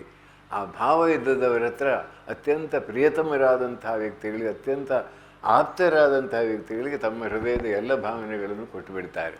ಅದೇ ರೀತಿಯಲ್ಲಿ ಅರ್ಜುನನು ಅಂಥ ವ್ಯಕ್ತಿಯಾದದ್ದರಿಂದ ಆತನಿಗೆ ಈ ರಹಸ್ಯವನ್ನು ಭಗವಂತ ಹೇಳ್ತಾನೆ. ನೀನು ಬರುವ ಕಾಲ ಯಾವುದು ಅಂತ ಕೇಳಿದಾಗ, ಯದಾ ಯದಾ ಹಿ ಧರ್ಮಸ್ಯ ಗ್ಲಾನಿರ್ಭವತಿ ಭಾರತ ಅಭ್ಯುತ್ಥಾನಂ ಅಧರ್ಮಸ್ಯ ತದಾ ಆತ್ಮಾನಂ ಸೃಜಾಮ್ಯಹಂ ಅಂತ ಹೇಳಿ. ಇದು ಹೇಗೆ ಸಾಧ್ಯ ಅನ್ನೋ ಒಂದು ಪ್ರಶ್ನೆ ಬರುತ್ತೆ. ಹೇಗೆ ನೀನು ಈ ಜಗತ್ತಿಗೆ ಬರ್ತೀವಿ? ನೀನು ಎಲ್ಲ ಕಡೆಯಲ್ಲಿದ್ದಿ, ಸರ್ವತ್ರ ಸರ್ವವ್ಯಾಪಿಯಾಗಿರುವ ನೀನು ಒಂದು ಶರೀರಧಾರಿಯಾಗಿ ಬರುವುದಂದರೆ ಅದು ಹೇಗೆ ನಮಗೆ ಅರ್ಥ ಆಗೋದಿಲ್ಲ ಅಂತ ಹೇಳಿದಾಗ ಭಗವಂತ ತಿರುಗಿ ಹೇಳ್ತಾನೆ, ಅಜೋಪಿ ಸನ್ ನವ್ಯಯಾತ್ಮ ಭೂತಾನಾಂ ಈಶ್ವರೋಪಿ ಸನ್ ಪ್ರಕೃತಿಂ ಸ್ವಾಂ ಅಧಿಷ್ಠಾಯ ಸಂಭವಾಮಿ ಆತ್ಮಮಾಯೆಯ. ಎಷ್ಟು ಕ್ಲಿಯರ್ ಆಗಿ ಅದು ಹೇಳಿಯಾಗಿದೆ, ಸ್ಪಷ್ಟವಾಗಿ ತಿಳಿಸಿಕೊಟ್ಟಿದ್ದಾರೆ. ಹೌದು, ಎಲ್ಲ ಕಡೆಯಲ್ಲಿದ್ದರೂ ಕೂಡ, ಎಲ್ಲವನ್ನು ವ್ಯಾಪಿಸಿದರೂ ಕೂಡ, ಅವ್ಯಯನಾಗಿದ್ದರೂ ಕೂಡ ನನ್ನ ಮಾಯೆಯನ್ನು ನನ್ನ ಅಧೀನಕ್ಕೆ ತಂದುಕೊಂಡು ಶರೀರಧಾರಿಯಾಗಿ ನಾನು ಈ ಜಗತ್ತಿಗೆ ಬರ್ತೇನೆ. ಯಾವ ಉದ್ದೇಶ? ಪರಿತ್ರಾಣಾಯ ಸಾಧೂನಾಂ, ಸಾಧುಗಳಿಗೆ, ಸಜ್ಜನರಿಗೆ ಒಂದು ಆದರ್ಶ ಬೇಕು. ರಾಮಸ್ವಾಮಿಯವರು ಸೂಚಿಸಿದ ಹಾಗೆ ಎಕ್ಸಲೆನ್ಸ್ ಕ್ಯಾರೆಕ್ಟರ್, ಅದು ನಮಗೆ ಅನುಕರಣೀಯವಾದ ಒಂದು ಆದರ್ಶ, ಅಪೂರ್ವವಾದ ಆದರ್ಶ ಚಾರಿತ್ರ್ಯ ನಮ್ಮ ಎದುರಿಗೆ ಇರಬೇಕು. ಆ ದೃಷ್ಟಿಯಿಂದ ಸಜ್ಜನರನ್ನು ಒಂದು ರಕ್ಷಣೆ ಮಾಡಿದ ಹಾಗಾಗ್ತದೆ, ಸಜ್ಜನರ ಹೃದಯದಲ್ಲಿರುವ ವಿಶ್ವಾಸವನ್ನು ದೃಢಗೊಳಿಸಿದ ಹಾಗಾಗ್ತದೆ, ಸತ್ಕಾರ್ಯಕ್ಕೆ ಪ್ರೇರಣೆ ಕೊಟ್ಟ ಹಾಗಾಗ್ತದೆ. ಸಾವಿಗೂ ನೋವಿಗೂ ಅಂಜದೆ ಆ ಪರಮಾರ್ಥದಲ್ಲಿ ವಿಶ್ವಾಸವನ್ನು ಇಟ್ಟು ಸಾಧನೆ ಮಾಡಿ ಅದ್ವಿತೀಯವಾದ ಎತ್ತರವನ್ನು ಏರಿ ತಾವು ಉದ್ಧಾರವಾಗಿ ಇತರರನ್ನು ಉದ್ಧಾರದ ಹೆದ್ದಾರಿಯಲ್ಲಿ ನಡೆಸ್ತಕ್ಕಂತಹ ಸಾಮರ್ಥ್ಯ ಸಂಪನ್ನರಾಗಲಿಕ್ಕೆ ಸಾಧ್ಯ. ಆ ಒಂದು ಆದರ್ಶವನ್ನು ನಾನು ತೋರಿಸ್ತೇನೆ. ಅದರಿಂದ ಮೆಲ್ಲ ಬದಲಾವಣೆ ಆಗ್ತದೆ. ಅತ್ಯಂತ ಕ್ರೂರಾದಂಥ ವ್ಯಕ್ತಿಗಳಿಗೆ ಶಿಕ್ಷೆ ಕೊಡಬೇಕಾದ ಸಂದರ್ಭದಲ್ಲಿ ಶಿಕ್ಷೆ ಕೊಡ್ತೇನೆ, ಅದು ಪ್ರತ್ಯೇಕ. ಒಟ್ಟಿನಲ್ಲಿ ಉದ್ದೇಶ ಏನು? ಪರಿತ್ರಾಣಾಯ ಸಾಧೂನಾಂ ವಿನಾಶಾಯ ಚ ದುಷ್ಕೃತಾಂ. ಇಷ್ಟು ಹೇಳಿ ಅವತಾರ ಪುರುಷನ ವೈಶಿಷ್ಟ್ಯವನ್ನು ಸೂಕ್ಷ್ಮವಾಗಿ ತಿಳಿಸಿಕೊಡ್ತಾನೆ, ಶರೀರಧಾರಿ ಹೇಗೆ ಅಂತ. ಜನ್ಮ ಕರ್ಮ, ನನ್ನ ಜನ್ಮ ಎಂಥದ್ದು? ದಿವ್ಯವಾದದ್ದು. ಕರ್ಮ ಎಂಥದ್ದು? ದಿವ್ಯವಾದದ್ದು. ಅಂದರೆ ಏನರ್ಥ? ಅಲೌಕಿಕವಾದದ್ದು. ದಿವ್ಯ ಜನ್ಮ ಅಂದರೆ ಸಾಮಾನ್ಯರು ಈ ಜಗತ್ತಿಗೆ ಬರೋದು ಕರ್ಮದ ರಾಶಿಯನ್ನು ಹೊತ್ಕೊಂಡು ಬೇಡ ಅಂದರೂ ದೂಡಲ್ಪಟ್ಟು ಈ ಜಗತ್ತಿಗೆ ಬರ್ತಾನೆ. ಅದು ಸಾಮಾನ್ಯರ ಅವಸ್ಥೆ.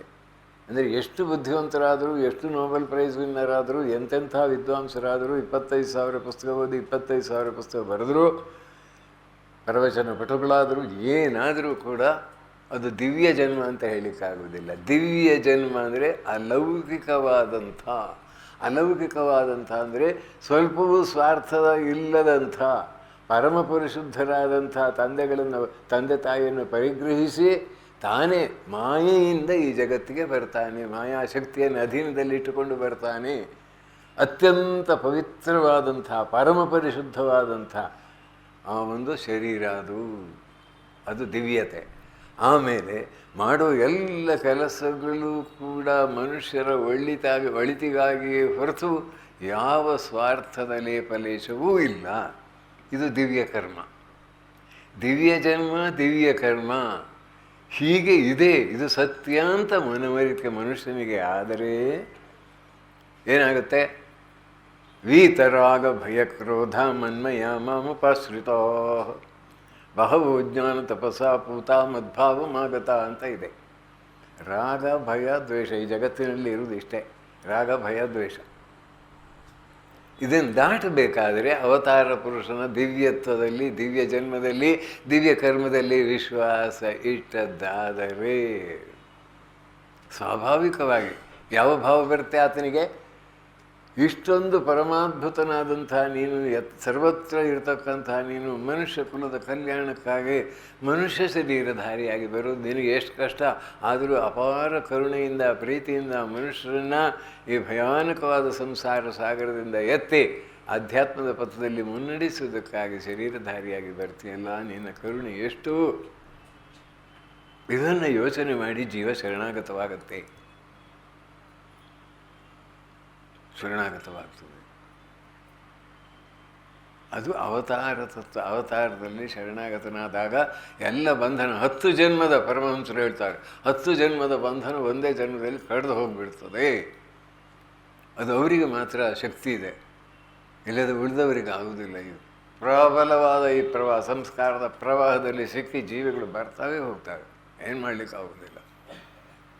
ಈ ದೃಷ್ಟಿಯಿಂದ ಭಗವಾನ್ ಶ್ರೀರಾಮಕೃಷ್ಣರ ಜೀವನವನ್ನು ನಾವು ಅಧ್ಯಯನ ಮಾಡಿದಾಗ ಗೊತ್ತಾಗ್ತದೆ ದೇಶಕ್ಕೆ ಎಂಥ ಒಂದು ಸಂದಿಗ್ಧ ಪರಿಸ್ಥಿತಿ ಬಂದಿತ್ತು ಆ ಕಾಲದಲ್ಲಿ. ವಿದೇಶಿಯರಿಗೆ ಧಿಕ್ಕಾರದ ಸ್ಥಾನ ಒಂದೆರಡಲ್ಲ, ಸಹಸ್ರಾವಿರ ವರ್ಷಗಳಿಂದ ಅನ್ಯ ಧರ್ಮೀಯರು ನಮ್ಮ ಪ್ರತಿ ಒಂದು ಧಾರ್ಮಿಕವಾದ ಭಾವನೆಗಳನ್ನು ತುಚ್ಛ, ಹೀನ, ಹೇಯ ಅಂತ ಹೇಳಿ ಪ್ರಸಾರ ಮಾಡಿದರು. ವಿದೇಶದ ಆಕ್ರಮಣಕಾರರು ಇಲ್ಲಿಗೆ ಬಂದು ಸಾಕಷ್ಟು ಅನಾಹುತ ಮಾಡಿದರು. ಆಮೇಲೆ ಬ್ರಿಟಿಷರು ಬಂದು 1934ನೇ ಇಸ್ವಿಯಲ್ಲಿ ಮೆಕಾಲೆ ಬರೆದ ಇನ್ನು ಕೆಲವೇ ವರ್ಷಗಳಲ್ಲಿ ಎಲ್ಲ ಭಾರತೀಯರು ಕರಿಚರ್ಮದ ಆಂಗ್ಲರಾಗುತ್ತಾರೆ ಅಂತ ಬರೆದ. ಕರಿಚರ್ಮದ ಆಂಗ್ಲರು ಅಂದರೆ ಎಲ್ಲ ಆಂಗ್ಲರ ಭಾವನೆಗಳನ್ನೇ ಮನದಂದುಕೊಳ್ತಾರೆ. ಇಹಲೋಕವೇ ಸರ್ವಸ್ವ, ಇಂದ್ರಿಯ ಭೋಗವೇ ಸರ್ವಸ್ವ ಎನ್ನುವ ಜಡವಾದವನ್ನೇ ಸ್ವೀಕರಿಸ್ತಾರೆ. ಜಡವಾದ ಬೆಂಕಿ ನಾವು ಆ ದೇಶದ ಜನರನ್ನು ದಹಿಸಿದ ಹಾಗೆ ಈ ದೇಶದ ಜನರನ್ನು ದಹಿಸ್ತದೆ ಅಂತ ಅದರ ಅರ್ಥ. ಲಾರ್ಡ್ ರಿಪನ್ ಬಂದಾಗ ಬನಾರಸ್ಸಿನಲ್ಲಿ ಅವನನ್ನು ರಥದಲ್ಲಿ ಕೂರಿಸಿ ಅಲ್ಲಿಯ ಪಂಡಿತರು ರಥವನ್ನು ಎಳೆದರಂತೆ, ರಥೋತ್ಸವ ಮಾಡಿದರು. ಅಲ್ಲೇ ಸಾಷ್ಟಾಂಗ ಹಾಕಿದ್ರೋ ಇಲ್ವೋ ವರದಿ ಗೊತ್ತಿಲ್ಲ. ಅಲ್ಲ, ಅದು ಆ ಪರಿಸ್ಥಿತಿ ಬಂತು, ಆಗ ಪರಿಸ್ಥಿತಿ ಬಂತು. ಎಲ್ಲಿದೆ ಭಾರತೀಯ ಧಾರ್ಮಿಕ ಗುರುಗಳ ಇದಕ್ಕೆ ಪ್ರೊಟೆಸ್ಟ್ ಎಲ್ಲಿದೆ ನೋಡಿ ಆ ಪರಿಸ್ಥಿತಿಯಲ್ಲಿ. ಆಮೇಲೆ ಎಂಥ ಜನರು ಕಷ್ಟಪಟ್ಟದ್ದು, ಆರ್ಥಿಕವಾಗಿ ದೇಶ ಅವನತವಾದ ವಿಚಾರ. Bones of cotton weavers are bleaching the northern plains of India ಅಂತ ಬರೀತಾನೆ ಒಬ್ಬ. ಒಂದು ಕೈಮಗ್ಗದವನ್ನು ನಾಶ ಮಾಡಲಿಕ್ಕೆ ಎಷ್ಟು ಸಿಸ್ಟಮ್ಯಾಟಿಕ್ ಆಗಿ ಪ್ರಯತ್ನ ಮಾಡಿದರು ಬ್ರಿಟಿಷರು. ವಿದ್ಯಾಭ್ಯಾಸದ ಮೂಲಕ ಸಂಸ್ಕೃತಿ, ಈ ರಾಷ್ಟ್ರದಲ್ಲಿ ಮಹಾತ್ಮರು ಹುಟ್ಟಿಯೇ ಇಲ್ಲ, ಸಂತರು ಹುಟ್ಟಿಯೇ ಇಲ್ಲ, ಎಲ್ಲ ಮೂಢನಂಬಿಕೆ ಅಂತ ಹೇಳಿ ವಿದ್ಯಾವಂತರಾದ ಜನರು ತಮ್ಮ ಧರ್ಮ ತಮವೇ ಹೋಗಿ ದೇವಸ್ಥಾನ ಹೊಡೆದು ಮೂರ್ತಿಯನ್ನು ಹೊಳೆಗೆ ಹಾಕೋಣ ಅನ್ನುವಷ್ಟರ ಮಟ್ಟಿಗೆ ಬಂತು.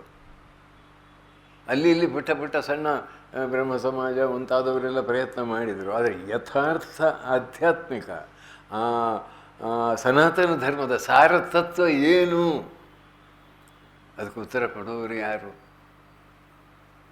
ನೋಡಿ. ಆ ಕಾಲದಲ್ಲಿ ಆ ಸ್ಥಿತಿಯಲ್ಲಿ ಆ ರಾಣಿ ರಾಸ್ಮನಿ ಅಂತಕ್ಕಂಥ ಮಹಿಳೆ, ಕಲ್ಕತ್ತಾದಲ್ಲಿ ಇರ್ತಕ್ಕಂಥ ವ್ಯಕ್ತಿ, ಅವಳು ಕಾಶಿಗೆ ಹೋಗಬೇಕಂತಿದ್ಲು. ಬಹಳ ಭಕ್ತಿಮತಿಯಾದಂಥ ಮಹಿಳೆ, ಮಹಾಮಹಿಳೆಯವಳು. ಅವಳು ಈಗ ದಕ್ಷಿಣೇಶ್ವರದ ದೇವಾಲಯ, ಶ್ರೀರಾಮಕೃಷ್ಣರು ಪೂಜಿಸಿದ ಭವತಾರಿಣಿಯ ದೇವಾಲಯ ಸಮೀಪಕ್ಕೆ ನೂರಾರು ದೋಣಿಗಳ ಮೂಲಕ ಅಲ್ಲಿಗೆ ಆಗ ಕಾಲದಲ್ಲಿ ಕಾಶಿಗೆ ಹೋಗುವುದಕ್ಕೆ ವ್ಯವಸ್ಥೆ ಮಾಡಿಕೊಂಡು ಬಂದು ರಾತ್ರಿ ಅಲ್ಲಿ ತಂಗಿದ್ದಾಗ ಆಕೆಯ ಕನಸಿನಲ್ಲಿ ಸ್ಪಷ್ಟವಾಗಿ ಮಾತೆ ಹೇಳಿದ್ದು, ಜಗನ್ಮಾತೆ ನೀನು ಕಾಶಿಗೆ ಹೋಗಬೇಕಾಗಿಲ್ಲ, ನನಗಾಗಿ ಇಲ್ಲಿ ಒಂದು ದೇವಾಲಯವನ್ನು ಕಟ್ಟು, ನನ್ನ ಮೂರ್ತಿಯನ್ನು ಸ್ಥಾಪಿಸು, ಆಮೇಲೆ ನಾನಲ್ಲಿ ಬರ್ತೇನೆ, ನಿಮ್ಮ ಪೂಜೆಯನ್ನು ಸ್ವೀಕರಿಸ್ತೇನೆ ಅಂತ. ಅಂದರೆ ರಾಮಕೃಷ್ಣರು ಬರುವುದಕ್ಕೆ ಮೊದಲೇ ದಿವ್ಯವಾದ ಒಂದು ಪ್ಲ್ಯಾನ್ ಅಲ್ವಾ ಇದು? ಡಿವೈನ್ ಪ್ಲ್ಯಾನ್ ಅಂತ ಹೇಳಲಿಕ್ಕಾಗತ್ತಲ್ವ? ಹಾಗೇ ಮಾಡಿಲ್ಲವಳು, ಕಾಶಿಗೆ ಹೋಗಲಿಲ್ಲ.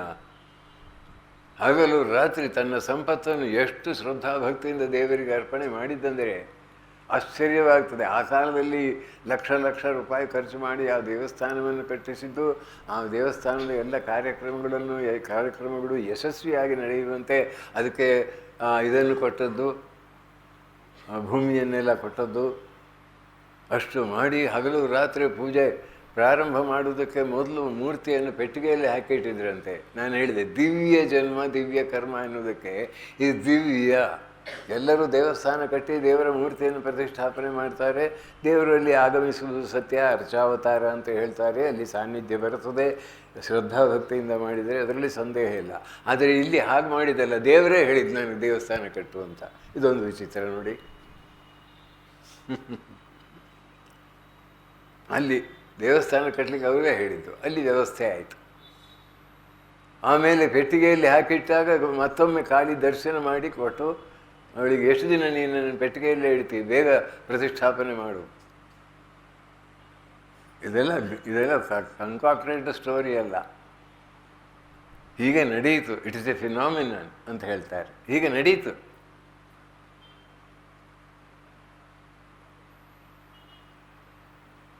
ಆಮೇಲೆ ಪೂಜಾರಿಗೆ ಆ ಕಾಲದಲ್ಲಿ ಜಾತಿಯ ಗಲಾಟೆ, ಅವಳು ಮಗವೀರ ಜಾತಿಯವಳಾದ್ದರಿಂದ ಅಲ್ಲಿ ಬ್ರಾಹ್ಮಣರು ಪೂಜೆ ಮಾಡುವುದಿಲ್ಲ ಅಂತ ಹೇಳಿ ಗಲಾಟೆ ಮಾಡಿ ಅದಕ್ಕೆ ಅವಳು ಈ ಕಾಲದ ಸ್ಥಿತಿ ಇರಲಿಲ್ಲ. ಎಲ್ಲರೂ ನನ್ನ ದೇವಸ್ಥಾನದಲ್ಲಿ ಎಲ್ಲರೂ ಬರಬೇಕು ಅಂತ ಆಸೆ, ಮತ್ತು ಎಲ್ಲ ದೇವರಿಗೆ ಇದು ನೈವೇದ್ಯ ಮಾಡಬೇಕೆನ್ನುವ ಒಂದು ದೃಷ್ಟಿ ಎಲ್ಲ ಇತ್ತು. ಬಹಳ ಪ್ರಯತ್ನ ಮಾಡಿ ಕೊನೆಗೆ ಅಲ್ಲಿಗೆ ಶ್ರೀರಾಮಕೃಷ್ಣರ ಅಣ್ಣ ಬಂದರು. ಅಲ್ಲಿ ವಿಜೃಂಭಣೆಯಿಂದ ಆ ದೇವಸ್ಥಾನ ಉದ್ಘಾಟನೆ ಆಗಿ ಆ ಪರಮ ಪುರುಷನಿಗೆ ಬೇಕಾದ ಒಂದು ಅಂಗಣ ಅಥವಾ ಪ್ರಾಂಗಣ ಸಿದ್ಧತೆ ಆಯಿತು. ನಾಟಕವಾಡಲಿಕ್ಕೆ ಹೇಗೆ ರಂಗಸ್ಥಳ ಅಂತ ಹೇಳ್ತಾರೋ ಆ ರಂಗಸ್ಥಳ ನಿರ್ಮಾಣ ಮಾಡಿದ್ದೆ ನೋಡಿ. ಇದು ಮನುಷ್ಯರೇ ಎಲ್ಲ ಮಾಡಿದ್ದು, ಅದರ ಹಿನ್ನೆಲೆಯಲ್ಲಿ ಯಾವುದು? ದಿವ್ಯ. 34ನೇ ಇಸ್ವಿಯಲ್ಲಿ ಮೆಕಾಲೆ ಹಾಗೆ ಬರೆದರೆ 35ನೇ ಇಸ್ವಿಯಲ್ಲಿ ಕ್ಷುದಿರಾಮ ಚಟರ್ಜಿ ಗಯಾಧಾಮಕ್ಕೆ ಹೋಗಿದ್ದಾರೆ. ಗಯಾಧಾಮ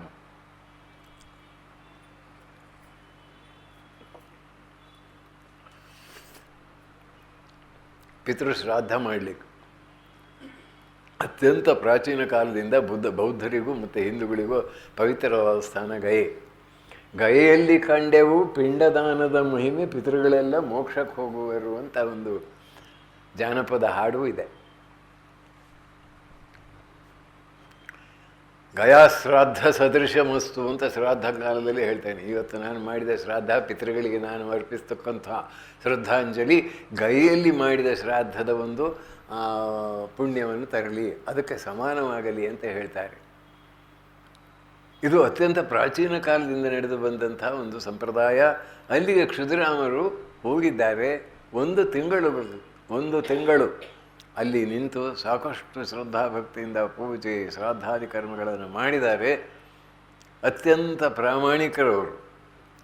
ಅದನ್ನು ಒಂದು ಸರಳ ಭಾಷೆಯಲ್ಲಿ ಹೀಗೆ ಹೇಳಿದ್ದೆ, ಹೇಗೆ ಬರೆದಿದೆ. ಹುಗಲಿ ಜಿಲ್ಲೆ ಗ್ರಾಮ ಕಾಮಾರ ಪುಕುರದಿ ಪ್ರಭುವಿನ ಜನುಮವು ಸದಿ ಪ್ರಕುಲದಿ ಚಟರ್ಜಿ ಕ್ಷುದಿರಾಮ್ ತಂದೆಯ ಹೆಸರು ತೇಜಸ್ವಿ ಬ್ರಾಹ್ಮಣ ಜನತೆಯ ಉಸಿರು.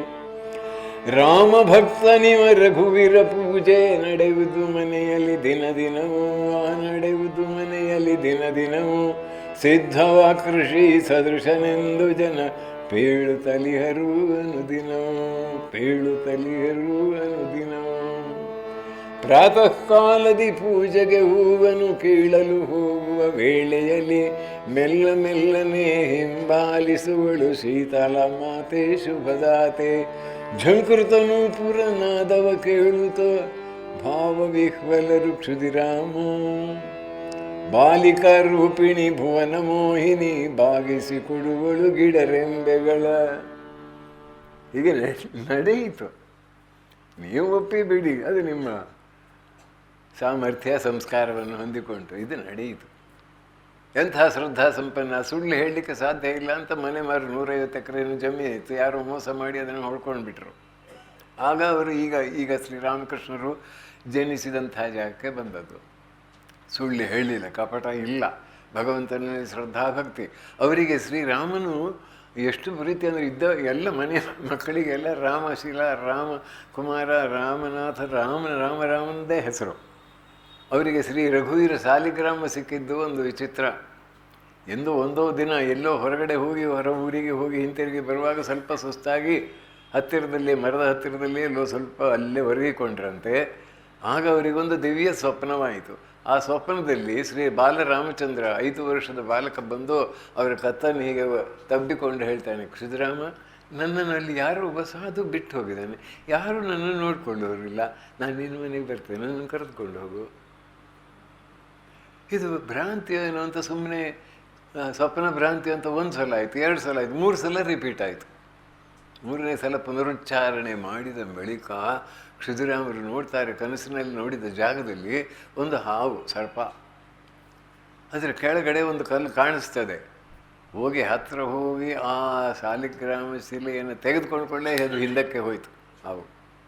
ಬಂದು ನೋಡ್ತಾರೆ, ಪರೀಕ್ಷೆ ಮಾಡಿ ನೋಡ್ತಾರೆ, ಅದು ರಘುವೀರ ಸಾಲಿಗ್ರಾಮ.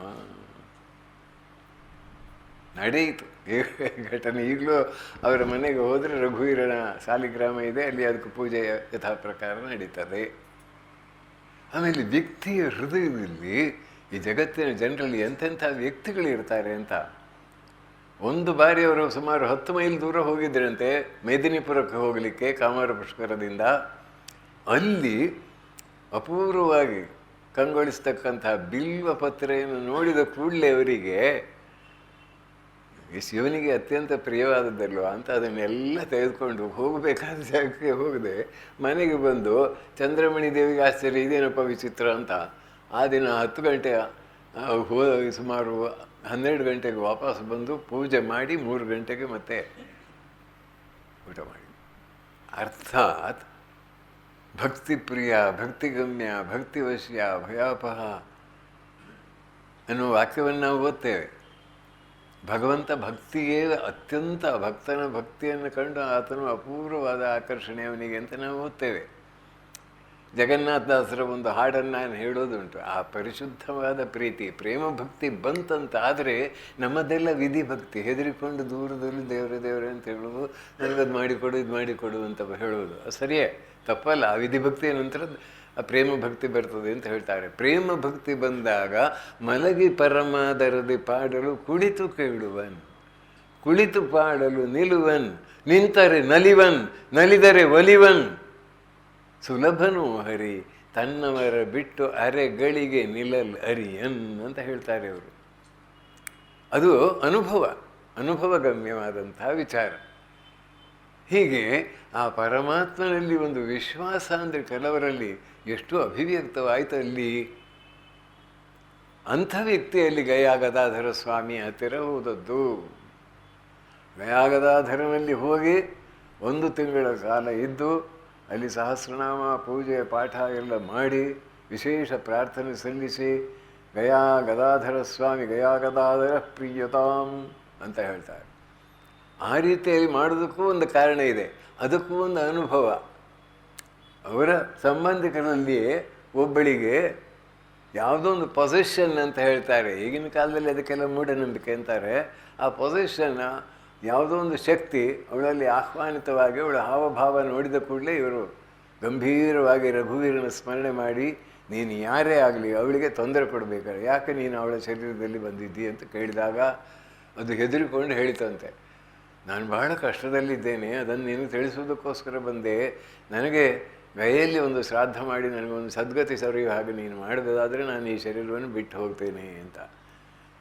ಮಾತ್ರವಲ್ಲ, ನೀನು ಬಿಟ್ಟು ಹೊರಟು ಹೋಗುವಾಗ ನಾನಲ್ಲಿ ಇದು ಮರ ಇದೆಯಲ್ಲ, ಆ ಮರದ ಒಂದು ಗೆಲ್ಲು ಮುರಿದು ಬೀಳ್ತದೆ, ನೀನು ಯಾವ ದಿನ ಹೊರಡ್ತೀಯೋ ಆ ದಿನ. ಹಾಗೆ ಆಯಿತು ಅಂತ ಹೇಳ್ತಾನೆ ಹೃದಯರಾಮ್ ಮುಖರ್ಜಿ.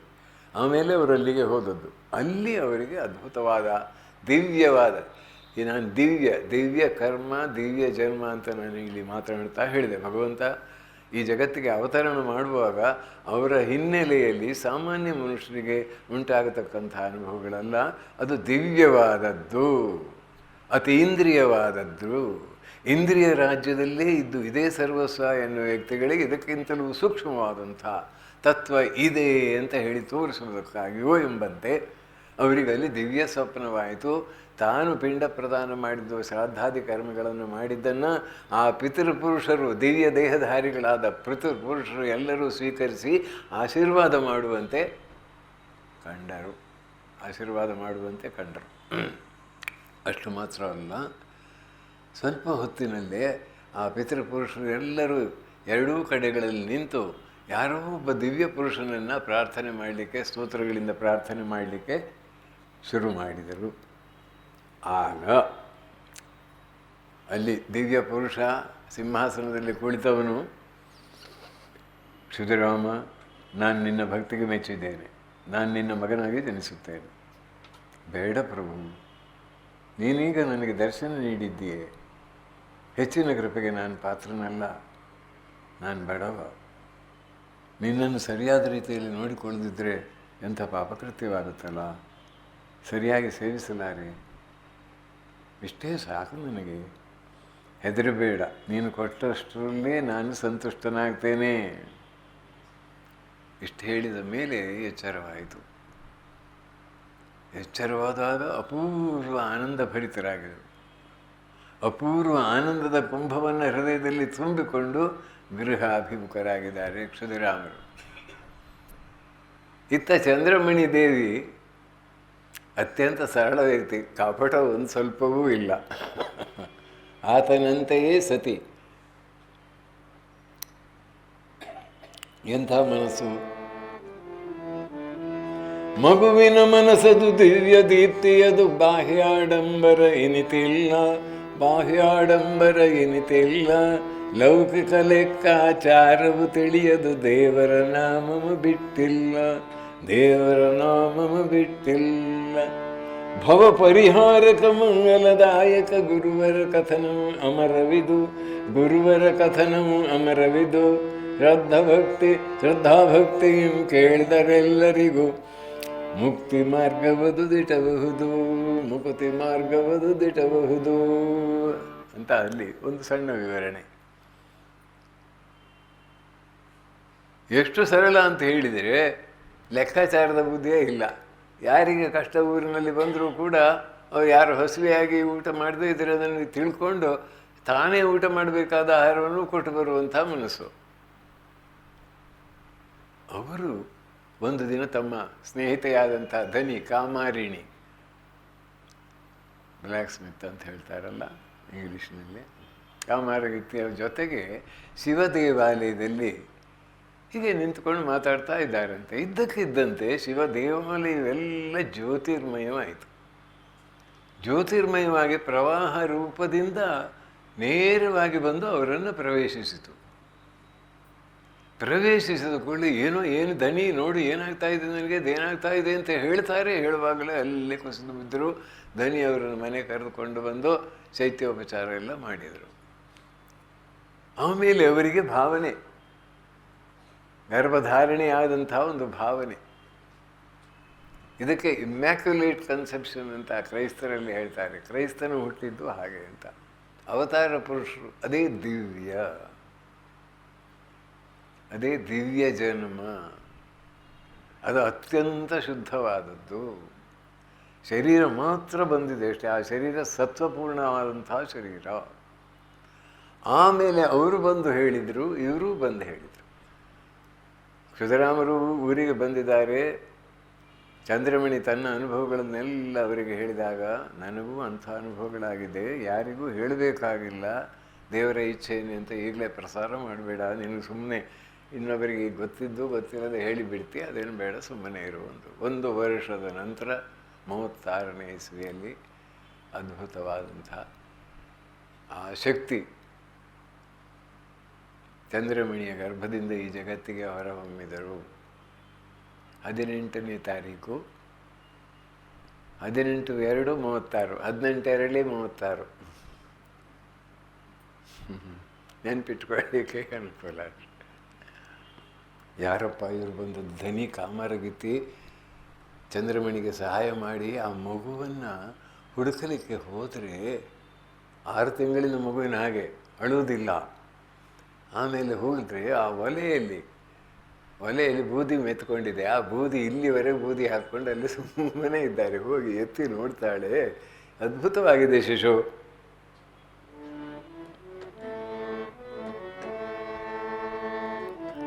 ಭೂತಲಕ್ಕೆ ಇಳಿದು ಬಂದೆ,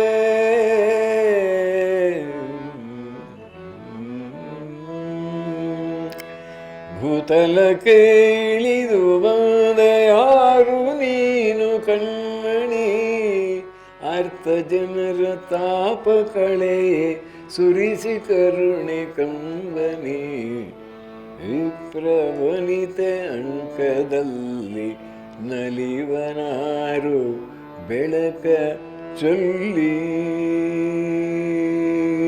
ನೊಂದ ಜನಕ್ಕೆ ನೆರವ ನೀಡೆ ಬಂದೇನು ಗೋಪ್ಯವಾಗಿ, ಕಂದ ಮೊಗದಿ ಕರುಣೆ ತಳೆದು ಅಳುವೆ ನಗುವೆ ಯಾರಿಗಾಗಿ, ವಿಪ್ರವನಿತೆ ಅಂಕದಲ್ಲಿ. ಗಿರೀಶ್ ಚಂದ್ರ ಘೋಷರ ಬೆಂಗಾಲಿ ಹಾಡನ್ನು ಕನ್ನಡಕ್ಕೆ ತದ್ರೂಪಾನಂದರು ಮಾಡಿದ್ದು, ಅದನ್ನು ನಾನೀಗ ಹೇಳಿದೆ. ಆಶ್ಚರ್ಯಚಕಿತರಾಗಿದ್ದಾರೆ. ಅಲ್ಲಿಂದ ಮುಂದೆ ಬಾಲ್ಯದ ಲೀಲೆ, ಆಮೇಲೆ ದಕ್ಷಿಣೇಶ್ವರ ದೇವಾಲಯದಲ್ಲಿ 12 ವರ್ಷಗಳ ಕಾಲ ಅಭೂತಪೂರ್ವ ತಪಸ್ಸನ್ನು ಆಚರಿಸಿದ್ದು. ಕಳೆದ 5 ಸಹಸ್ರ ವರ್ಷಗಳಲ್ಲಿ ಎಷ್ಟು ಮಂದಿ ಸಾಧು ಸಂತರು ಯಾವ್ಯಾವ ರೀತಿಯಲ್ಲಿ ಭಗವಂತನ ಪಥದಲ್ಲಿ ಮುನ್ನಡೆಯಲಿಕ್ಕೆ ಪ್ರಯತ್ನ ಮಾಡಿದ್ದಾರೋ ಆ ಪಥದಲ್ಲಿ ತಾನೂ ನಡೆದು ಅದರ ಸತ್ಯತ್ವವನ್ನು ಜಗತ್ತಿಗೆ ಜಾಹೀರುಪಡಿಸಿದ್ದು. ಆಮೇಲೆ ದಿವ್ಯವಾದ ನಿರ್ವಿಕಲ್ಪ ಸಮಾಧಿಯಲ್ಲಿ ಇದ್ದು 6 ತಿಂಗಳುಗಳ ಕಾಲ ಏಕಪ್ರಕಾರವಾಗಿ ಹಕ್ಕಿಗಳು ತಲೆಯಲ್ಲಿ ಗೂಡು ಕಟ್ಟುವವರೆಗೂ ಹೋಯಿತು, ಹಾವುಗಳು ಮೈ ಮೇಲೆ ಹರಿದು ಹೋದವು.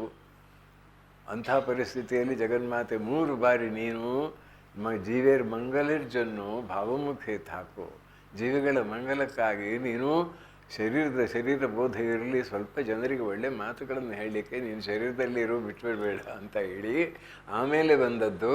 ಆಮೇಲೆ ಯಾವ ವ್ಯಾಕುಲತೆಯಿಂದ ಅವರು ಈ ಜಗತ್ತಿನ ಜನರನ್ನು ಕರೆದರು, ಜಗನ್ಮಾತೆಯನ್ನು ಕರೆದು ಆ ದಿವ್ಯವಾದ ಅನುಭೂತಿಯನ್ನು ಪಡೆದರು, ಅದೇ ವ್ಯಾಕುಲತೆಯಿಂದ ಎಲ್ಲಿದ್ದೀರೋ ಬನ್ನಿರೋ ಅಂತ ಕರೆದಾಗ ಎಲ್ಲ ಒಬ್ಬೊಬ್ಬರೇ ಶಿಷ್ಯರು ಬಂದರು, ಸನ್ಯಾಸಿ ಶಿಷ್ಯರು ಬಂದರು, ಆಮೇಲೆ ಗೃಹಸ್ಥ ಶಿಷ್ಯರು ಬಂದರು. ಆ ದಿವ್ಯ ಲೀಲೆಯನ್ನು ನಾವು ಮುಂದೆ ನೋಡಲಿಕ್ಕಿದ್ದೇವೆ. ನಾಳೆ ದಿನ ಅದನ್ನು ಚಿಂತನೆ ಮಾಡೋಣ. ಇವತ್ತಿಗೆ ಇಲ್ಲಿಗೆ ಸಮಾಪ್ತಿ. ಸರ್ವಸ್ತರತು ದುರ್ಗಾಣಿ ಸರ್ವೋ ಭದ್ರಾಣಿ ಪಶ್ಯತು, ಸರ್ವಸದ್ಬುದ್ಧಿಮಾಪ್ನೋತು, ಸರ್ವತ್ರ ನಂದತು. ಹರಿ ಓಂ ತತ್ಸತ್. ಹರಿ ಓಂ.